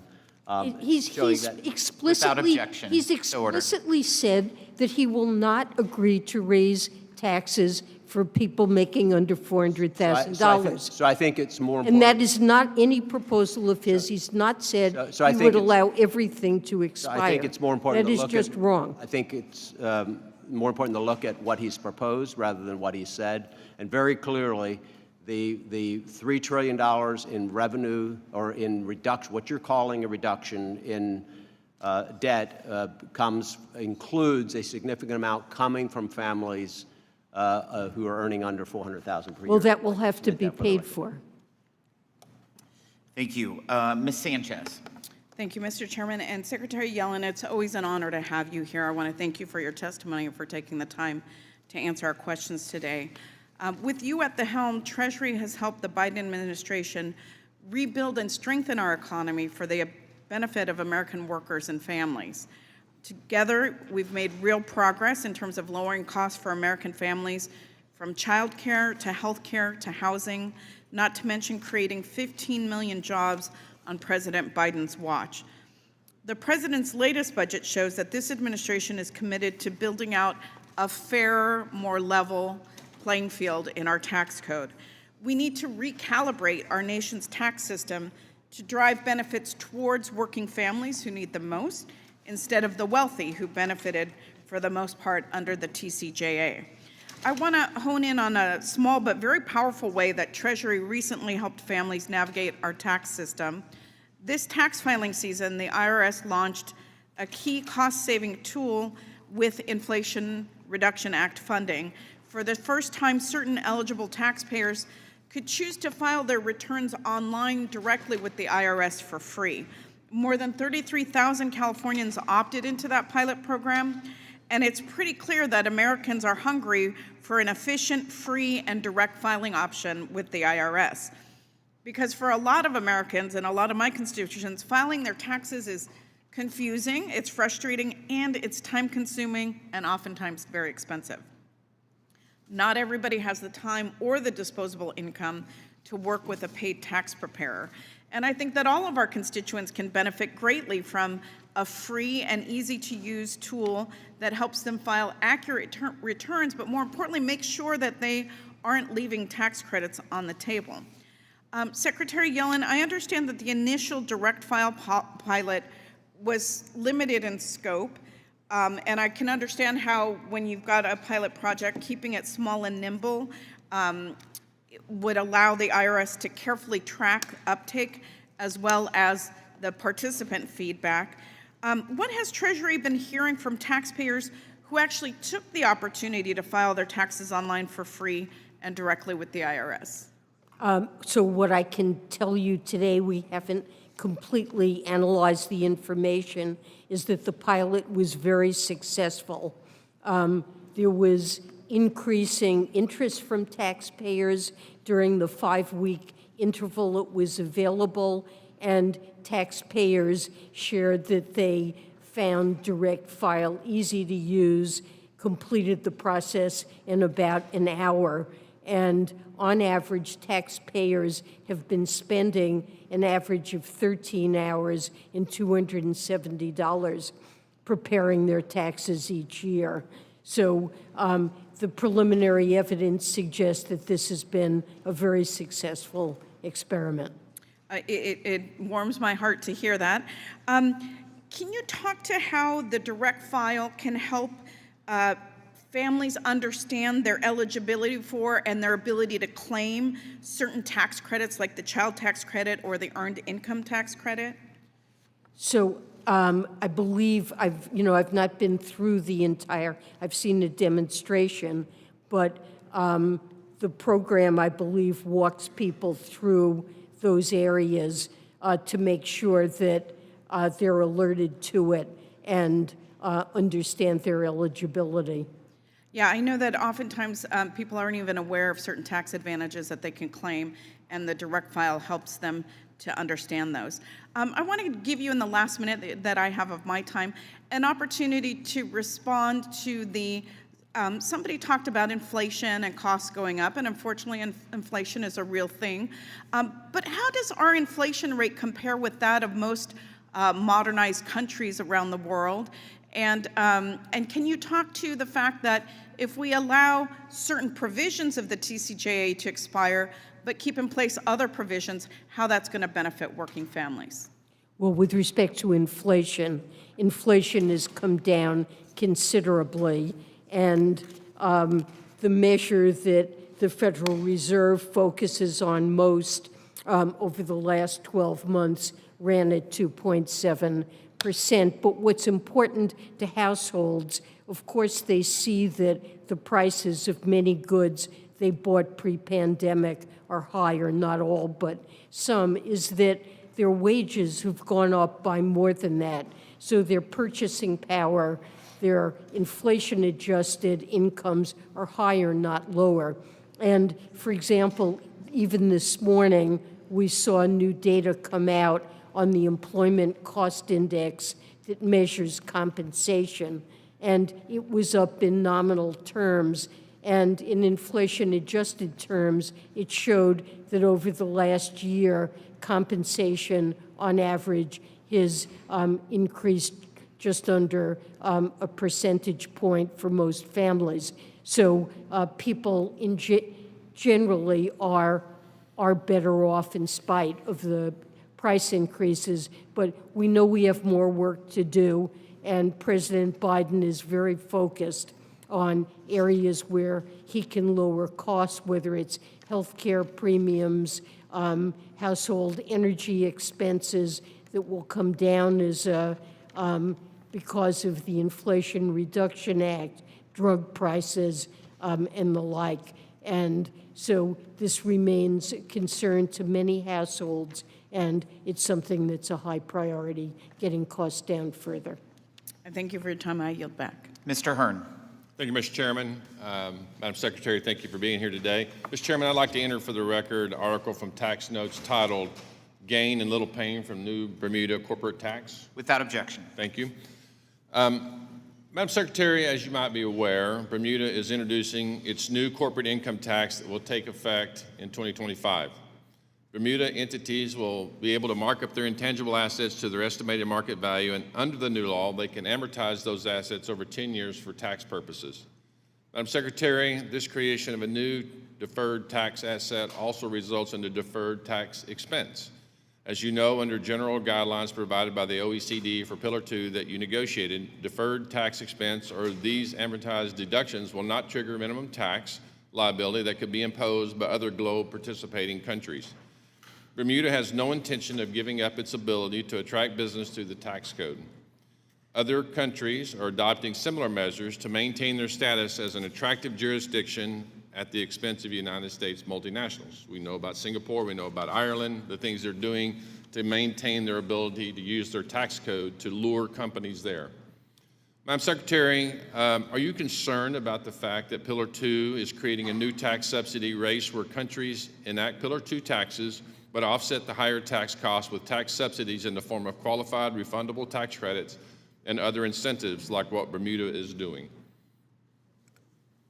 Well, the idea of Pillar 2 is to level the playing field, and countries that refuse to raise their corporate tax rate up to the minimum, countries that participate and enact the minimum can, in effect, tax companies in tax havens that haven't done it. You've cited an example. I'm not aware that this is something that's broad-based, but if it is, it would certainly concern me, and it's something that I'd be prepared to look into. Well, Madam Secretary, we've all seen what Ireland has said about putting a cap on recurring revenues. We've seen what Singapore has said in refundable tax credits. We've seen what China does in direct tax payments or direct access or cash payments to their companies to be able to offset the taxable income, so that they, in effect, from the look at it, that the minimum tax level would be hit, but companies in those countries are getting subsidies through direct credits that offset that, take it backwards, where ours aren't direct. Ours are not refundable. We have to actually earn income to be able to utilize those. Question 2, is this administration concerned that Pillar 2 incentivizes subsidy warfare that puts our adversaries like China at a competitive advantage? It would concern me if it's incented that, but I'm not aware that that is broad-based at this point. And in our case, many of our tax credits, such as the green tax credits, the LIHTC credit, are being treated as refundable. As I've emphasized previously, we're working to make sure that the R&D tax credit also will be something that firms can But Madam Secretary, I think you just validated that countries have the ability to make certain credits refundable to offset the minimum tax that other countries or OECD can lay claim to. China can do it. I think you're going there, evidence the fact that they're not always transparent in what they do, since all of their companies are basically owned by the CCP. Madam Secretary, I just want to talk about, I've got a longer question here, but it pertains to the same thing. I think there's a lot of work to be done. As you know, the Republicans on the committee went to the OECD and expressed our concern and made it very clear that Pillar 2 is not going to take place under a Republican-led Ways and Means Committee. We're not going to give away our tax dollars. In fact, it's said time and time again about how many tax dollars of U.S. taxpayer dollars would go around the world, upwards of $200 billion. I know you said that was JCT's outward look, but I think it's important for everyone to know, and you know this to be certain. Corporations don't pay taxes. The people that work for the corporations, the consumers of the products of those corporations, and the owners of those corporations pay the taxes to increase pricing for whatever the commodities are. In fact, Forbes, Brookings, Tax Foundation, Cato, and many, many others have said that consumers pay 31% of the new taxes, workers pay 38% of the taxes. All of those people, for the most part, make less than $400,000 a year. So they're going, about 70% of the tax increase will be paid by people making less than $400,000 a year. Some portion of that. So I think it's disingenuous, as my colleague from Pennsylvania said, to say that no one is going to pay a single cent, as outlined in the White House's conversation about policy going forward. It's just disingenuous. It's not factual, and it's not honest with the American people. One other thing that you said is that the labor participation rate was better today than it was pre-COVID. I know you selectively picked an area. For adults. It was 63.3% on March 2020. Today it's 62.7. Overall workforce, when you don't have the luxury as an employer, as I did for 35 years, say, I'm only going to hire people working, you've got to be 25 years old or 54 years old. We have an aging population, and as people retire, we know that labor force participation overall will decline over time. Mr. Chair, you're back. Thank you.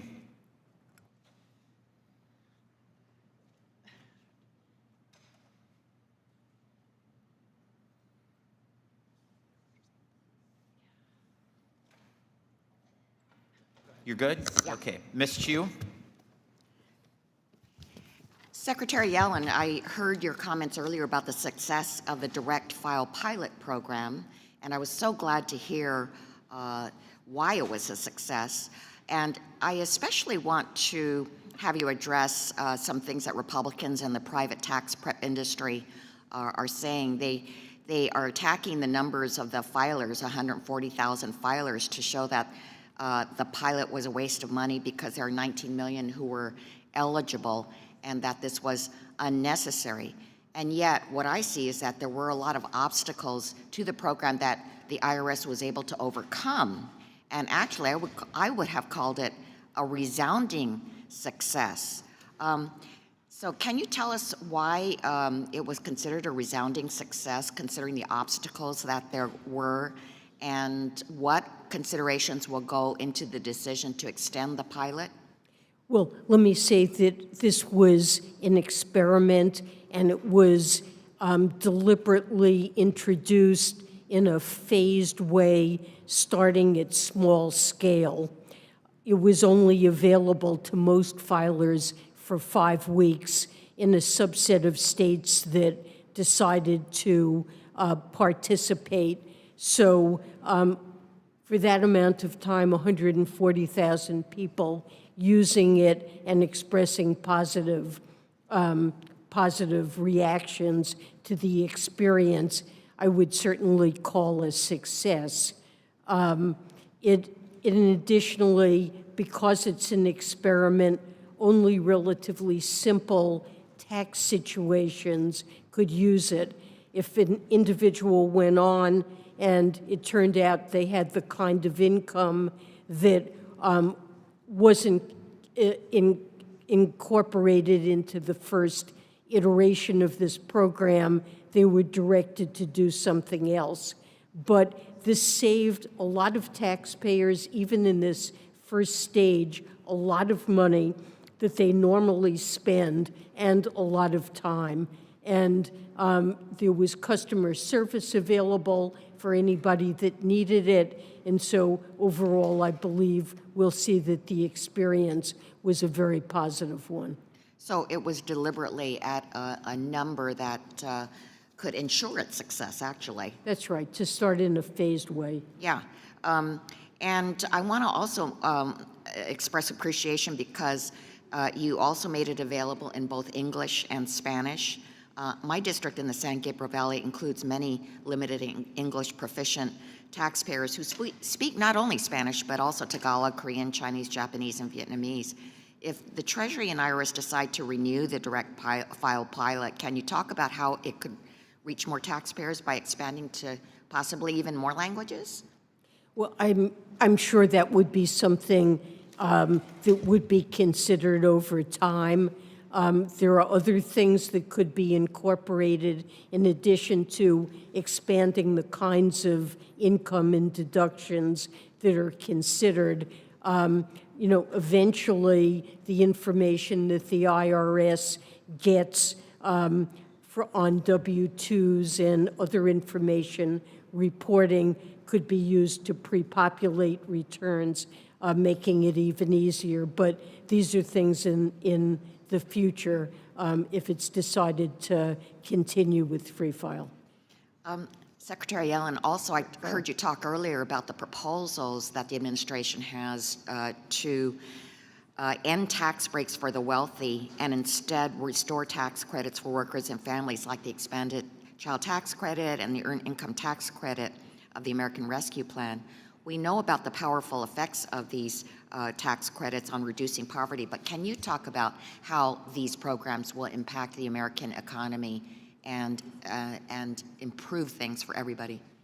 Well, I mean, a very good example would be the child tax credit, which in 2021 lifted 5.3 million people, including 2.9 million children, out of poverty. We saw a 46% decline in child poverty in 2021. And this is not only beneficial to the children and their parents in the short term, but we know from many studies that when poverty is reduced for children, it redounds to their benefit over the remainder of their lives. Thank you. I yield back. Thank you. There are several votes on the floor. The committee stands in recess until immediately after the conclusion of this vote series.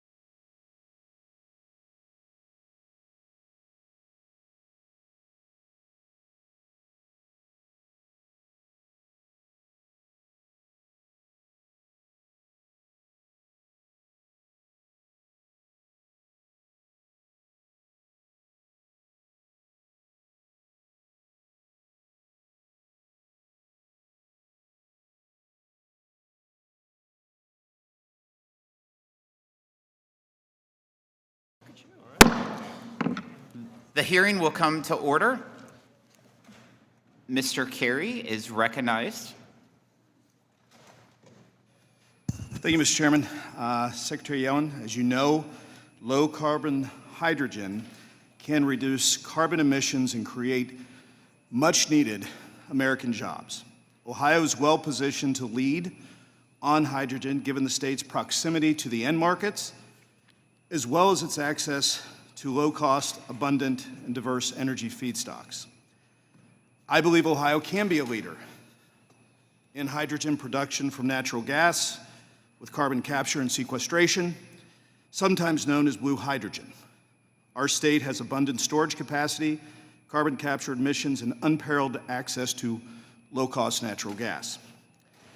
But most importantly, we know hydrogen made with natural gas while using carbon capture and sequestration can produce very low emissions. Unfortunately, the administration's recently proposed regulations for hydrogen production tax credit 45V could halt several of the proposed Ohio projects. Last fall, DOE selected the Appalachian Regional Clean Hydrogen Hub centered around the Ohio River Valley, an area that I know very well, as the official hydrogen hub. Natural gas will play a major role in the overwhelming majority of these projects. This hub alone would create up to 18,000 construction jobs, with about 3,000 of those jobs being permanent. Without a workable, flexible 45V guidance, many of the projects within the hub will be uneconomical. Clear, inclusive tax guidance can help increase much-needed economic certainty that there will be adequate supply of hydrogen to meet the needs of Ohio's industries that are already making investments to use hydrogen in their businesses. I recommend that the Treasury permit taxpayers to use actual EPA-verified greenhouse gas emissions data to calculate an accurate tax credit value rather than being forced to use a baseless national average as laid out in the proposed regulations. Companies investing in lower methane intensity natural gas to produce hydrogen should be able to demonstrate the low carbon intensity of the produced hydrogen with EPA verified data, then use the data to calculate the corresponding tax credit value. The purpose of the tax credit and the intent of Congress is to drive the incremental and continual reductions in the carbon intensity of hydrogen. Without this change to the proposed rule to permit hydrogen producers to prove the actual carbon intensity of their hydrogen, the 45E tax credit will drastically mischaracterize carbon emissions intensity, which will stifle the development of low-carbon hydrogen products and impede the administration's goal at reducing the overall emissions. And I know this is probably not something that a lot of people talk about, but given the fact that Ohio does have the aquifers to hold carbon, it is something that's very important to our state. I only have a minute and 30. If you have a second, I wouldn't mind your response. Well, the hydrogen provisions of IRA are very important, and we've worked hard to put out a notice of proposed rulemaking that will provide some clarity and flexibility to let projects advance with the appropriate environmental safeguards. We've worked very closely with the Department of Energy and with EPA on the proposed regs, given their technical expertise. But this is very complex, and it requires evaluating life cycle emissions. We have received many, many comments, I believe over 40,000 comments on the proposed rule.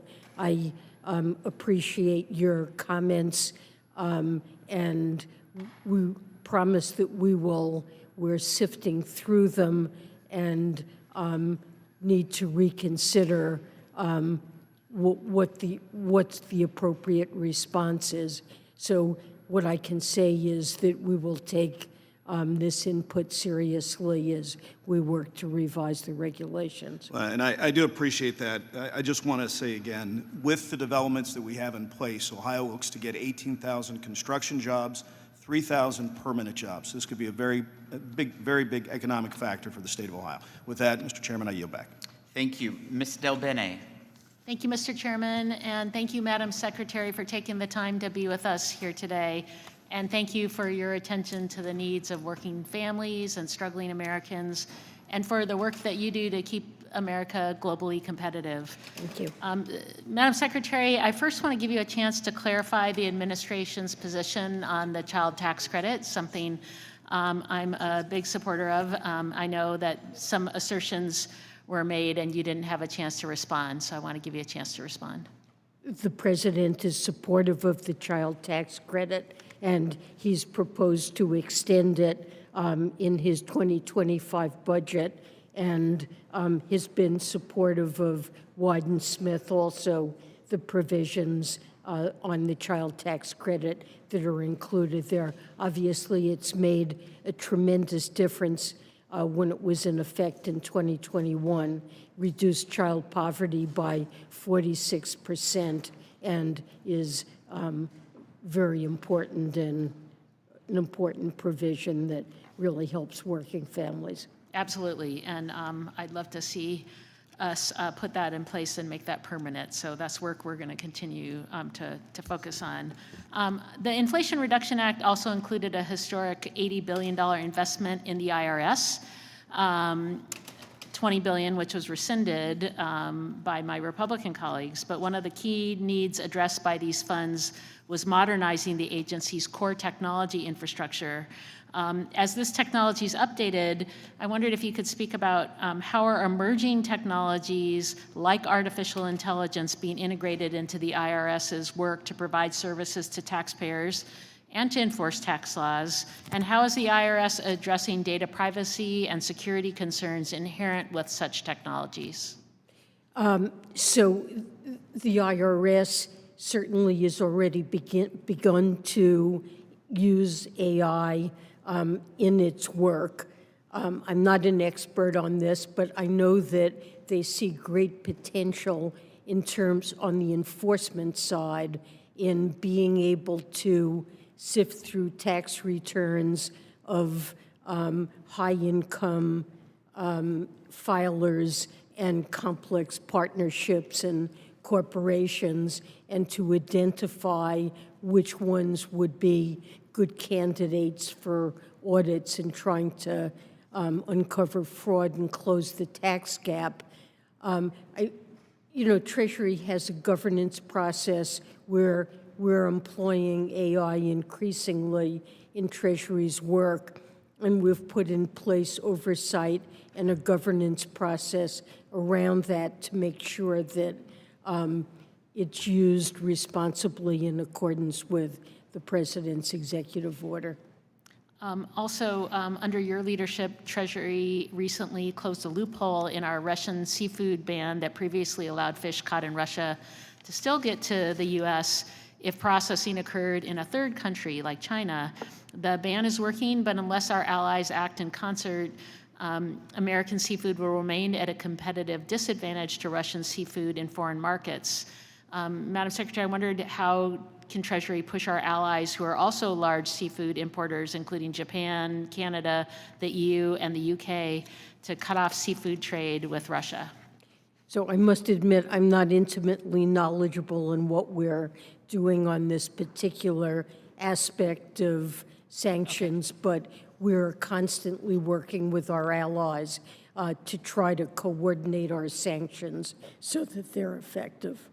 And then one I know you will have, and I probably won't give you enough time on this, but I wondered if you could talk about how suggesting the U.S. will never implement Pillar 2 makes it more difficult to get the changes that we would like to see.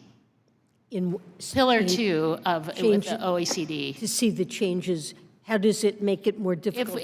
About how when folks are suggesting that we're never going to implement Pillar 2, how that makes it more difficult for us to get the changes that we would like to see.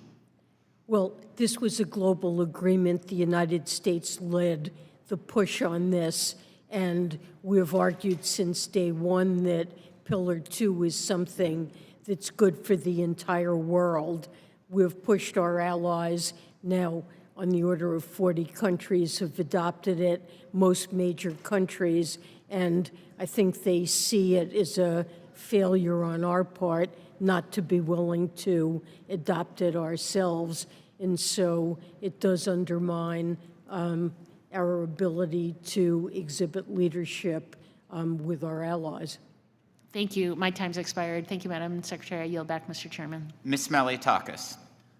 Thank you very much for being here. I'm proud to represent Staten Island and Brooklyn, where you're from, and Fort Hamilton High School says hello. Thank you. And I wanted to speak with you specifically about fentanyl and the involvement of the Communist Chinese Party. I know you recently returned from a trip from fentanyl. You specifically talked about the money laundering that is involved. We know that Communist China is subsidizing the production of these fentanyl analogs that are now illegal in the United States and in China, but yet they are exporting it, killing, as you know, 100,000 Americans annually. A lot of it is going through the drug cartels in Mexico, in particular when they're subsidizing the production of this fentanyl in China. NPP and ANPP are two fentanyl precursors that we know specifically the Mexican drug cartels are using. So according to the Congressional Research Service, U.S. destined illicit fentanyl appears to be produced clandestinely in Mexico using these chemical precursors from China. Earlier this month, you reported on your trip that you were creating a joint Treasury, People's Bank of China cooperation and exchange on money laundering. So just wanted to know where this group is at, what you think we'll be able to derive from this to help save these American lives that are being lost, sadly, because of this interaction between the CCP and the Mexican drug cartels. So I think fentanyl is a critical issue, as you've indicated, and Treasury is doing everything that we can to stem the flow of precursors from China to Mexico and the illegal sale of fentanyl from Mexico into the United States. I've also visited Mexico to discuss the fentanyl issue and to enhance our cooperation with them. In the case of China, President Biden and President Xi, when they met, I guess it was in November, in Woodside, agreed to jointly tackle fentanyl, which was a very good development. Meetings have been taking place. As you noted, in my recent trip, I guess it was 2 weeks ago to China, we agreed to establish a special work, sort of dialogue or work plan around illicit finance. We've had one meeting so far that's been devoted to that topic, and fentanyl certainly is one of the key issues, although we're looking more broadly at illicit finance beyond fentanyl. But China's agreed to cooperate with us to try to stem the sale of these precursors into Mexico and other places. And this is an area of cooperation. So it's your understanding that these money laundering organizations in the PRC are acting outside of the CCP's control? I think so. I don't, it's not my understanding that the CCP is positively directing this activity, but that it is taking place among Chinese firms. And we need their cooperation to clamp down on those firms. We've sanctioned some, but there are many smaller firms in China that I believe are involved in producing these precursors and other equipment that's needed. The U.S. Department of Treasury, the Office of Foreign Assets Control, has so far sanctioned more than 65 mainland China or Hong Kong-based persons for illicit fentanyl trafficking. And we also seen the DOJ take some action indicting 3 of the PRC-based companies. So I'm glad to see that we're having some action taken. any of these firms, again, everything in China obviously has the government's involvement in it. So my concern is more that the manufacturers of this fentanyl are being subsidized by the government. They obviously control the banks in China, and then on top of it, these PRC-based companies. So I'm just wondering how much we can trust them as partners. I'm hoping that you're making some progress in that, but the reality is that, we're seeing this increase, not decrease. More Americans are dying as a result of this fentanyl that is streaming from the PRC to the Mexican cartel. Part of it is because of our open southern border, thanks to the president's 60-plus policy changes when he came in. So I just hope that you will work diligently, and I trust that you are, to really try to hold China accountable for this type of activity that we're seeing that are killing so many Americans. It's a real American tragedy, and we will do everything and are doing everything we can to stem the flow of these drugs into our country. Thank you very much. Thank you, Ms. Sewell. Thank you, Mr. Chairman. And Secretary, Madam Secretary, welcome again to our committee. I wanted to talk to you about equity and the President's charge to his cabinet at the very beginning of his administration to really try to level the playing field and have equity be one of the hallmarks of that. And I had an opportunity to sit with you. I think we had breakfast together. During the last Congress, Congressman Richie Neal put together a racial equity initiative within Ways and Means, and had a chance to talk to you about some of the things that you were thinking about doing in terms of equity. The budget is truly a reflection of what we value. We spend money on those things that we value. I want to commend this administration and yourself for including in this budget expanding the earned income tax credit, the child tax credit, the low-income housing tax credit. I was a bond lawyer before I was a member of Congress, and new market tax credits are a way to really help depress and distress communities. Can you talk a little bit about how the earned income tax credit and the low-income tax housing tax credit will seek to level the playing field and our equity initiatives within Treasury, frankly? Thank you. I think all of the initiatives that you mentioned, the new markets tax credit, which we're proposing to make permanent, and also add a track that would be particularly focused on the most distressed communities. The earned income tax credit would be extended to single individuals with low incomes. It was done in the ARP, yes, and this would make that permanent. Of course, the child tax credit has been critically, when it was expanded in 2021, critically important in reducing child poverty, reduced it by 46%. And amazing. And so the fact that in the FY25 budget, that you would actually make permanent the earned income tax credit, and some of those are very, very important. I noticed also that the President's budget provides a new mortgage relief credit. Can you talk a little bit about what that one is? Well, homeownership for people who don't already own homes, first-time buyers, is almost prohibitively expensive. First of all, mortgage rates have been so low for so long that it's created a kind of lock-in across much of the country where people don't want to sell their homes to buy new ones because they'll lose the benefit of the low mortgage rates they've locked in. And then with house prices having gone up, and now with much higher interest in mortgage rates, it's almost impossible for first-time buyers. So the President has proposed a pair of tax credits. One would go $10,000, I believe, to purchases of new homes, and the other would go to individuals who are willing to sell their homes to try to get rid of some of that lock-in, but we know that affordable housing, and especially starter homes, is an area where we really need to do a lot to increase availability.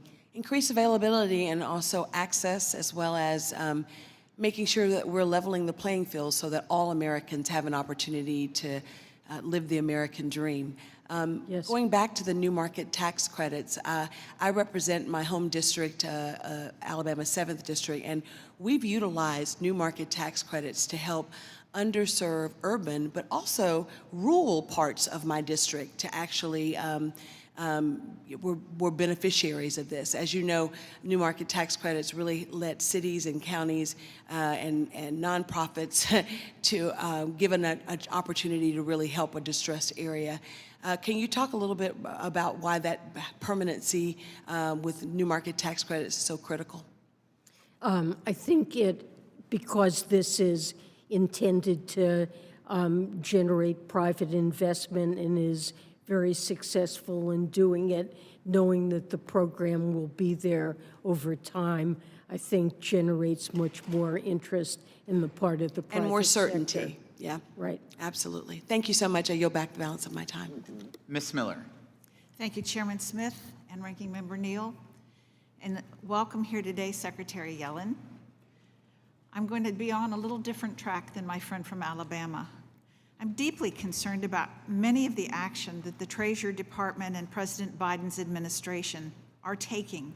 Unfortunately, every American is feeling the constant pinch of inflation, higher interest rates, and lower purchasing power. Despite this, the Treasury and the IRS appear to be only trying to make our constituents' lives worse instead of better. For example, the IRS has continued to illegally delay the implementation of the Democrat draconian 1099-K threshold. The Treasury Department has issued weak foreign entity of concern definitions to that which fail to protect American tax dollars from flowing to Chinese companies. Guidance coming from the Treasury Department on energy tax incentives are blocking traditional energy communities from participating in the future energy economy and leaving them behind. You have led an unprecedented attack on American taxpayer privacy by overseeing the expansion of IRS snooping and yet failing to crack down on the leaks of sensitive taxpayer documents. Furthermore, the IRS has wasted millions of taxpayer dollars on its unauthorized direct file program. The Biden administration has shockingly announced its plan to raise taxes by over $7 trillion next year. You said last month under oath that there is no plan to protect middle-class taxpayers from these planned increases. On the world stage, we've surrendered the U.S. tax base to unelected global bureaucrats at the OECD and failed to protect the American tax system from what I think of as a heinous international interference. On every front, the American taxpayer loses. Our nation becomes weaker, and our global adversaries are rewarded and emboldened. Secretary Yellen, I'm deeply concerned about our domestic industry's reliance on Chinese technologies and investments. As the recently appointed chairwoman of the Supply Chains Tax Team, I look forward to working with my colleagues to improve upon the broken IRA's energy credits, protecting a competitive corporate rate, and ensuring that the United States is the best place to invest, as it was under President Trump's historic tax cuts. I've introduced two bills, the Protecting American Advanced Manufacturing Act and the End Chinese Dominance of Electric Vehicles Act, to improve on the foreign entity of concern definitions for the 45X and the 30D tax credits, respectively. The current agreements establish a dangerous precedent that will take the U.S. decades to reverse by creating a future where our automotive and other industries are heavily reliant on foreign technologies. Without immediate passage of both of my bills, Chinese entities will receive billions of American tax dollars every single year. Secretary Yellen, yes or no? Does the Biden administration support taxpayer dollars funding Chinese entities?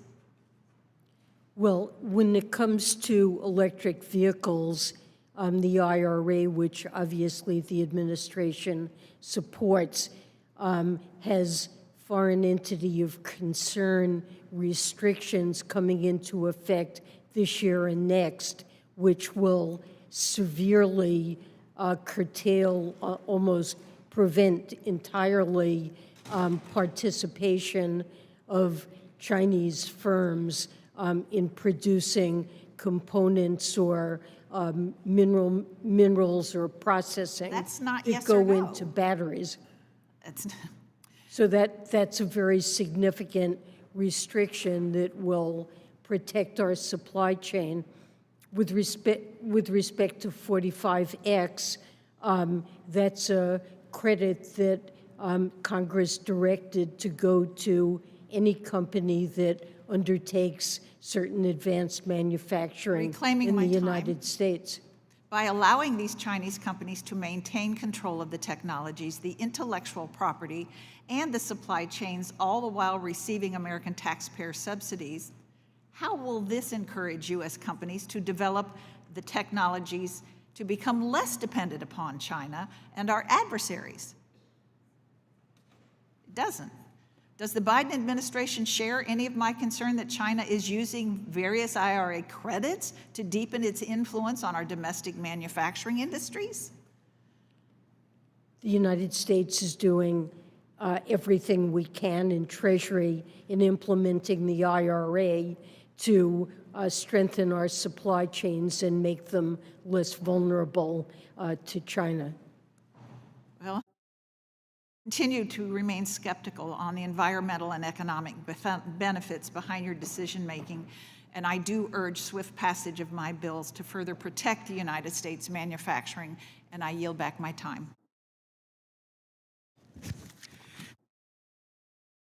And of course, Secretary Yellen, it's always good to be in your presence with your just wise experience. This committee is really blessed. I want to ask you a couple of questions related to domestic violence, sexual violence.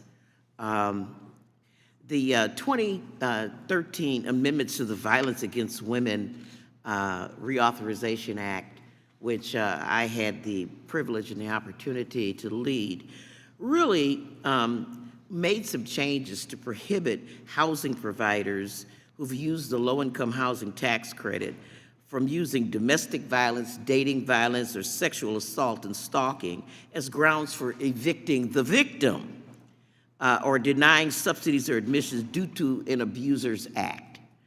The IRS, of course, is not just the administrator of the housing tax credits. It has a duty to ensure that the low-income housing tax credit program's compliance is with VAWA. I think we've had some informal communication with the Treasury Department in this past decade where the Treasury has disavowed any responsibility to set out some sort of guidance on this. And in fact, in 10 years, we have not seen that done. And so I was wondering, and I'm joining Ms. Tenney. She and I are writing you a letter to try to find out what the status of that, why you don't feel that you need to comply, or if you do, if you will, Madam Secretary.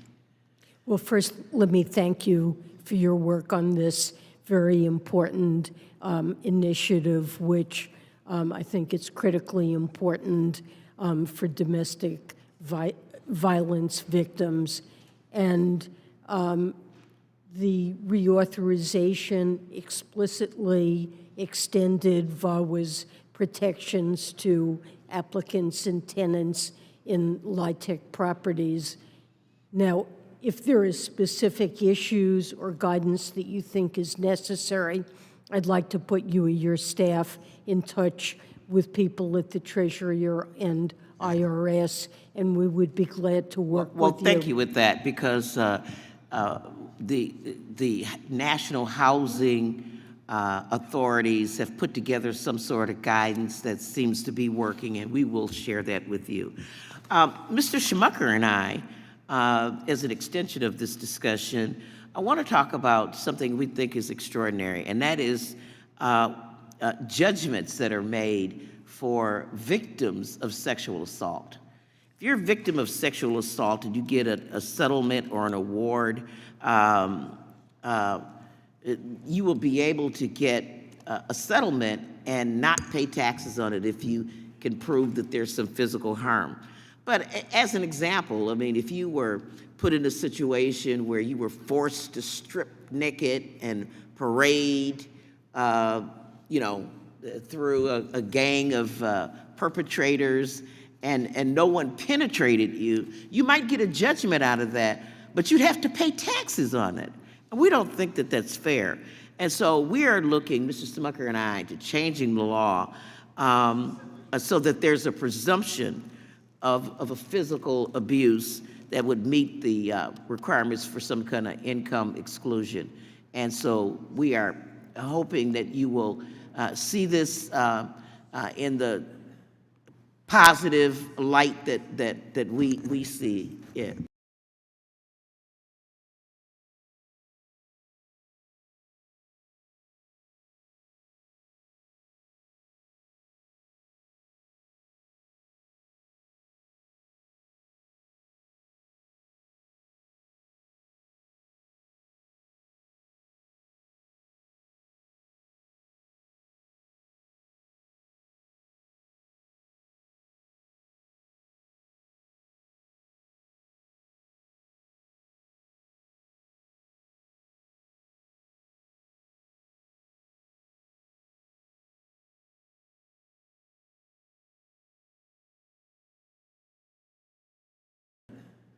Positive light that we see it.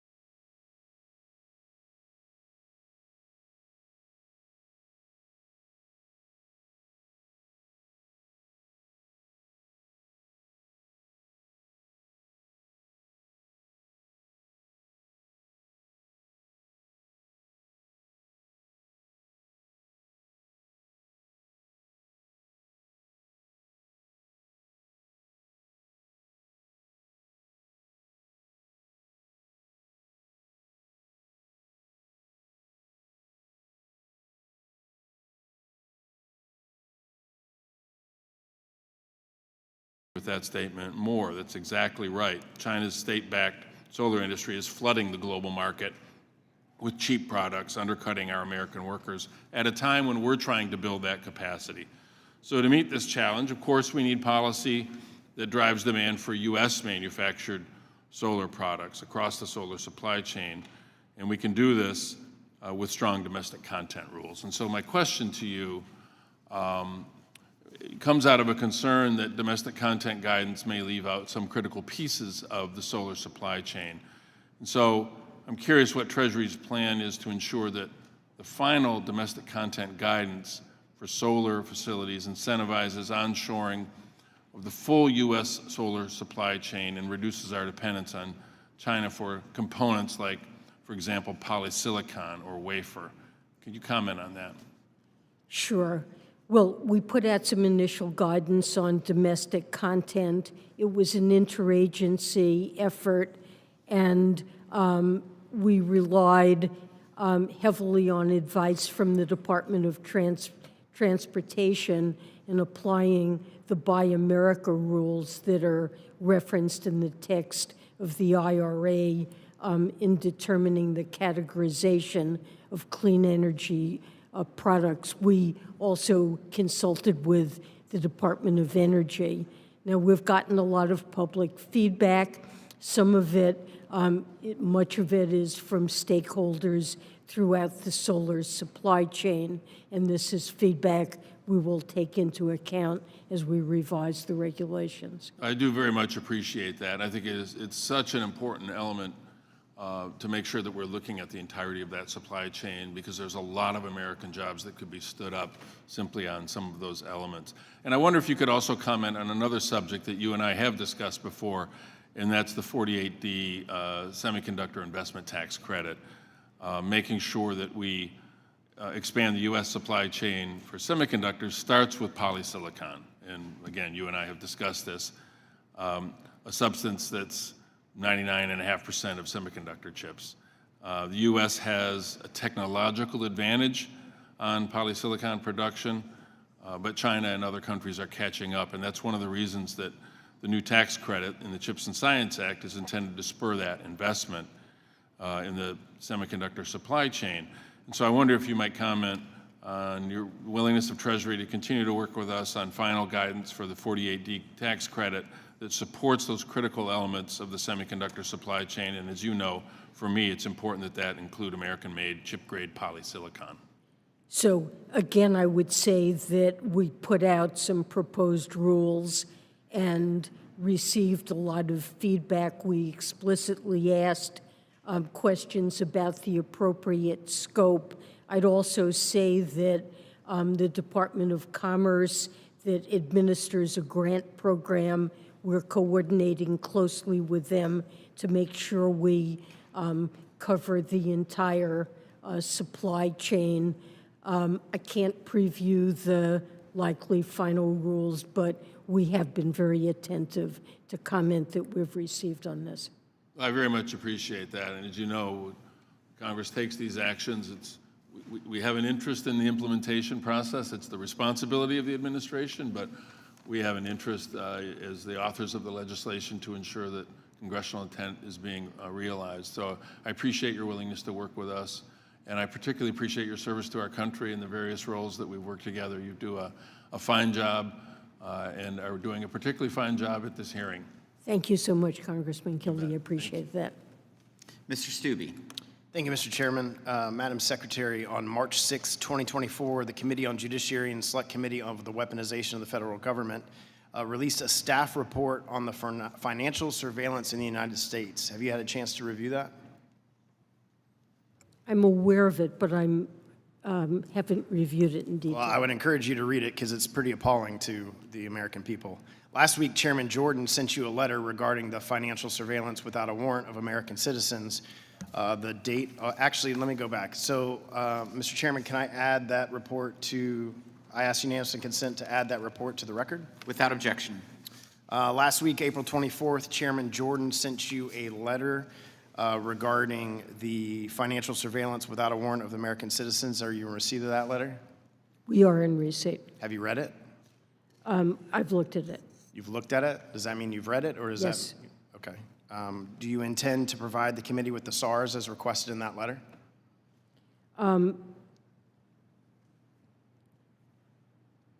We will respond to the committee. Are you going to provide the SARs as requested in the letter? Well, those reports are strictly confidential under the law, and I'm not prepared to discuss any one particular. I'm just in asking if public. you're going to comply with the letter that Chairman Jordan, that has oversight over your department and the cabinet, if you're going to comply with the letter. We will respond to the letter, and I don't really have more to say about that. Under the Biden Secrecy Act, the Financial Crimes Enforcement Network, an agency under your control at the Department of Treasury, receives vast amounts of data covering millions of financial transactions involving everyday Americans. Is that correct? Through FinCEN receives reports. And is it correct that FinCEN received 20.6 million currency transaction reports in 2022? I'm not sure, it could be. Could be roughly more or less, I don't know the number. but you would agree that it's millions of reports. Probably, yes. It's also true that FinCEN received 4.3 million suspicious activity reports in 2022, which was nearly double the amount received by the agency in 2029. I don't know. You don't know at all, even though I it's an don't know agency if they received double the previous year. I really don't know. So would you, but SARS typically gets millions of reports? You would agree with that Yeah, I statement? don't know if it doubled, though. Okay, well, I'm sure your staff can provide you with that information. I'm It's sure an they can. Agency under